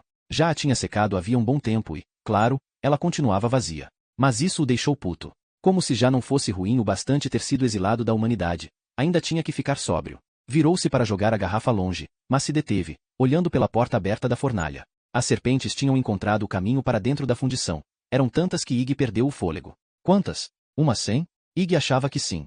Era um emaranhado ondulante na frente da porta da fornalha, seus olhos negros brilhando, ávidos, à luz das velas. Depois de um instante de hesitação, finalmente arremessou a garrafa, que se espatifou no chão à frente das cobras, lançando cacos de vidro para todo lado. A maioria das serpentes deslizou para longe, se escondendo atrás de montes de tijolos ou desaparecendo por uma das muitas portas. Outras, entretanto, apenas recuaram um pouco e depois pararam, olhando para ele de forma quase acusatória. Ele bateu a porta na cara delas e se jogou sobre a cama imunda, puxando o cobertor sobre si. Os pensamentos de Ig eram um caos de ruídos furiosos, pessoas gritando com ele, confessando seus pecados e pedindo permissão para cometer outros tantos. Não achou que conseguiria pegar no sono, mas o sono o pegou, cobrindo sua cabeça com um saco preto e lhe roubando a consciência. Por 6 horas foi como se estivesse morto. Capítulo 25. Ig acordou dentro da fornalha, enrolado num cobertor velho e sujo, com cheiro de mijo. No fundo da chaminé fazia um frio revigorante e ele se sentia forte e sadio. Depois que sua mente clareou, lhe ocorreu um pensamento, o mais feliz de sua vida. Tinha sido um sonho, tudo aquilo, tudo o que acontecerá no dia anterior. Havia bebido até cair, mijado na cruz e na Virgem Maria, amaldiçoado Deus e sua própria vida, se consumido numa raiva aniquiladora. Sim, tudo isso tinha acontecido. Mas então, durante aquele branco que se seguirá, tinha cambaleado até a fundição e desmaiado. O resto fora um pesadelo que apenas parecia muito real. Descobrir que tinha criado chifres, ouvir uma confissão terrível atrás da outra, até que chegasse a pior de todas, o segredo inominável de Terry, soltar o freio da cadeira de rodas de Vera e empurrá-la morro abaixo, visitar o escritório do deputado e ter aquele confronto desorientador com Litornial e Eric Anite, e depois voltar para a fundição e se esconder naquela fornalha moribunda para fugir daquela multidão de serpentes. Apex Anadas. Suspirando de alívio, Ig levou as mãos às têmporas. Os chifres estavam lá, ossos duros tomados de um calor febril. Abriu a boca para gritar, mas alguém fez isso antes dele. A portinhola de ferro e o teto em curva abafavam o som, mas Ig ouviu, como se viesse de muito longe, um grito angustiado e agudo, seguido por uma risada. Era uma garota. Por favor, gritava. Não. Parem. Ig abriu a portinhola da fornalha, o coração batendo forte dentro dele. Ele engatinhou através da portinhola até a claridade daquela límpida manhã de agosto. Ouviu outro grito vacilante de medo, ou de dor, vindo do seu lado esquerdo, através de uma passagem sem porta que dava para o lado de fora. Meio inconscientemente, Ig percebeu pela primeira vez o tom gutural e rouco dos gritos e entendeu que definitivamente não era uma garota, mas um menino cuja voz ficará estridente de pânico. Ig não perdeu tempo, correu descalço através da abertura no concreto, passando pelo carrinho de mão cheio de ferramentas enferrujadas. Agarrou a primeira coisa que pôde alcançar, sem parar nem para olhar o que era. Só queria algo com que pudesse atacar. Eles estavam do lado de fora, no asfalto. 3 estavam vestidos e um usava apenas faixas de lama e uma cueca boxer branca muito pequena. O menino de cueca era magro, tinha o tronco comprido e devia ter no máximo 13 anos. Os outros eram mais velhos, deviam estar no ensino médio. Um deles, um garoto cuja cabeça raspada tinha o formato de uma lâmpada, estava sentado em cima do menino seminu, fumando um cigarro. Alguns passos atrás dele estava um garoto gordo de camiseta sem mangas. Seu rosto estava suado e alegre, ele saltava de um pé para o outro, suas tetas gordas balançando. À esquerda estava o mais velho dos 3, segurando uma pequena cobra amarela pelo rabo. Ig a reconheceu. Parece impossível, mas é verdade, como a mesma que olhara apaixonadamente para ele na noite anterior. Ela se contorcia, tentando chegar a uma altura em que pudesse morder o garoto, mas não conseguia. Na outra mão ele segurava uma tesoura de jardineiro. Ig estava de pé atrás de todos eles, na abertura na parede da fundição, olhando-os de cima, a 2 metros do chão. Chega! Gritou o garoto de cueca. Seu rosto estava imundo, mas linhas finas de pele rosada podiam ser vistas por onde as lágrimas tinham escorrido, abrindo sulcos na terra. Para, Jesse. Já chega! Jesse, o garoto sentado em cima dele com um cigarro, deixava cair cinza quente no rosto do menino. Cala essa boca, seu viadinho. Eu é que digo quando chega. O viadinho já tinha sido queimado com cigarro várias vezes. Ig podia ver 3 marcas vermelhas brilhantes, em carne viva, no peito dele. Jesse passava a ponta do cigarro de uma queimadura para outra, mantendo-a apenas um pouquinho afastada da pele do viadinho, esboçando um triângulo. Sabe por que eu fiz um triângulo? Perguntou Jesse. Porque era assim que os nazistas marcavam as bichas. É a sua marca. Eu podia não ter sido tão mal, mas você ficou gritando como se eu estivesse comendo seu cu. Além disso, você está com bafo de piroca recém-chupada. Ah! Gritou o gordo. Essa foi boa, Jesse. Tenho a coisa certa para acabar com esse cheiro de pau, disse o garoto com a cobra. Uma coisa para lavar a boca dele. Enquanto falava, o terceiro garoto levantou a tesoura de jardineiro aberta, colocou as lâminas em volta da cabeça da cobra e, manuseando os cabos com uma só mão, a cortou com um golpe certeiro. A cabeça em forma de diamante quicou no chão. Pelo som, parecia dura como uma bola de borracha. O corpo da cobra deu um solavanco, se enrolando e desenrolando numa série de espasmos. Credo! Gritou o gordo, saltitando. Você decapitou ela, Rory. Rory se agachou ao lado do viadinho. O sangue jorrava do pescoço da cobra em esguichos. Chupa, disse Rory, esfregando a cobra na cara dele. É só você chupar que o Jesse para. Jesse riu e deu uma tragada profunda no cigarro, fazendo a brasa brilhar com um vermelho intenso e venenoso. Chega, disse Iggy. Ele não reconheceu a própria voz, um tom profundo e ressonante que parecia vir do fundo da chaminé, e, enquanto falava, o cigarro que estava na boca de Jesse explodiu como se fosse algum tipo de fogo de artifício, subindo com um clarão. Jesse gritou e pulou para longe do viadinho, caindo na grama alta. Iggy pulou da abertura na parede, pousando no meio do mato e metendo o cabo da ferramenta que tinha pegado na barriga do garoto gordo. Foi como furar um pneu, uma sensação de resistência elástica tremendo através do cabo. O gordo tossiu e se inclinou para trás, se apoiando nos calcanhares. Iggy girou e apontou a outra extremidade da ferramenta para o garoto que se chamava Rory, que soltou a cobra. Ela bateu no asfalto e se contorceu desesperadamente, como se ainda estivesse viva e tentasse rastejar para longe dali. Rory se levantou e deu um passo atrás na direção de um monte de tábuas de madeira, latas velhas e arame enferrujado. O lixo escorregou sob seus pés e ele perdeu o equilíbrio e teve que se sentar de novo. Olhava fixamente para o que Iggy apontava para ele, um tridente antigo, com 3 pontas enferrujadas. Iggy sentia uma pontada nos pulmões, uma queimação, a mesma coisa que costumava sentir quando começava um de seus ataques de asma. Então respirou fundo, tentando expulsar aquele aperto no peito com a expiração. Suas narinas soltavam fumaça. Pelo canto do olho, viu o garoto de cueca se apoiar em um dos joelhos e limpar o rosto com as 2 mãos, tremendo dentro da cueca branca. Quero sair correndo, disse Jesse. Eu também, concordou o gordo. Vamos deixar Rory aí para morrer sozinho, disse Jesse. Ele nunca fez nada pela gente mesmo. Por causa dele, peguei 2 semanas de detenção por ter inundado o banheiro da escola, e eu nem tinha entupido as privadas, disse o gordo. Eu só estava lá. Ele que se foda. Quero ficar vivo. Então é melhor vocês correrem, disse Iggy, e então Jesse e o gordo se viraram e fugiram para o mato. Iggy abaixou o tridente e fincou as pontas no chão, se apoiando no cabo e olhando sobre ele para o adolescente sentado no monte de lixo. Rory nem tentou se levantar, só ficou olhando para Iggy com os olhos esbugalhados de fascínio. Qual foi a pior coisa que você já fez, Rory? Quero saber se hoje você chegou ao fundo do poço ou se já fez algo pior. Automaticamente, Rory respondeu. Roubei $40 da minha mãe para comprar cerveja e John, meu irmão mais velho, bateu nela quando ela disse que não sabia o que tinha acontecido com o dinheiro. Johnny achou que ela estava mentindo, que tinha gastado tudo em raspadinhas, e eu não falei nada porque tive medo de ele me bater também. O barulhó das pancadas que ele deu nela era igual ao de alguém chutando uma melancia. O rosto dela ainda não voltou ao normal e eu fico mal quando dou um beijo de boa noite nela. Enquanto falava, uma mancha escura começou a se espalhar na bermuda jeans de Rory, perto da virilha. Você vai me matar? Hoje não. Pode ir. Está liberado. O cheiro da urina de Rory o deixou impressionado, mas ele não deixou transparecer. Rory ficou em pé. Suas pernas estavam visivelmente trêmulas. Ele escorregou para o lado e começou a recuar até as árvores, andando de costas, mantendo os olhos em Iggy e no seu tridente. Como não estava olhando para onde ia, quase tropeçou no viadinho, que ainda estava sentado no chão, de cueca e com um par de tênis desamarrados. O viadinho segurava uma trouxa de roupa contra o peito e olhava para Iggy como se estivesse olhando para uma coisa morta e podre, uma carcaça. Quer uma mãozinha? Perguntou Iggy, dando um passo em sua direção. O viadinho levantou num pulo e deu alguns passos para trás. Fica longe de mim. Não deixa ele encostar em você, disse Rory. Iggy olhou nos olhos do viadinho e disse, no tom mais paciente que conseguiu, só queria ajudar. O garoto contorceu os lábios numa careta de nojo, mas tinha o olhar estupefato e distante ao qual Iggy estava começando a se acostumar.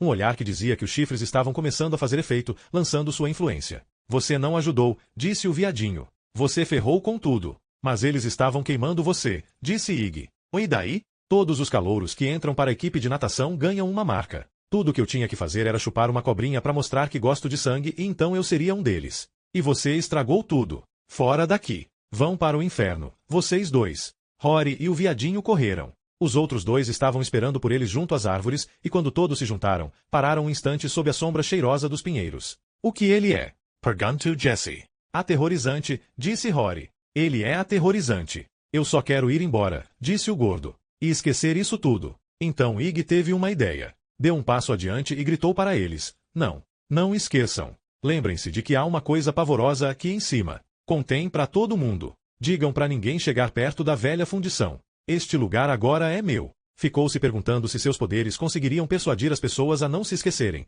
quando todo mundo parecia de fato esquecê-lo. Podia ser bastante persuasivo em outras questões, portanto talvez conseguisse isso também. Os meninos ficaram olhando para ele extasiados por mais um momento e então o gordo saiu correndo e os outros foram atrás dele. Iggy ficou olhando até que sumissem de vista. Então pegou a cobra decapitada com a ponta do tridente, o sangue ainda escorria de seu pescoço, e a carregou para dentro da fundição, onde a enterrou sob uma pilha de tijolos.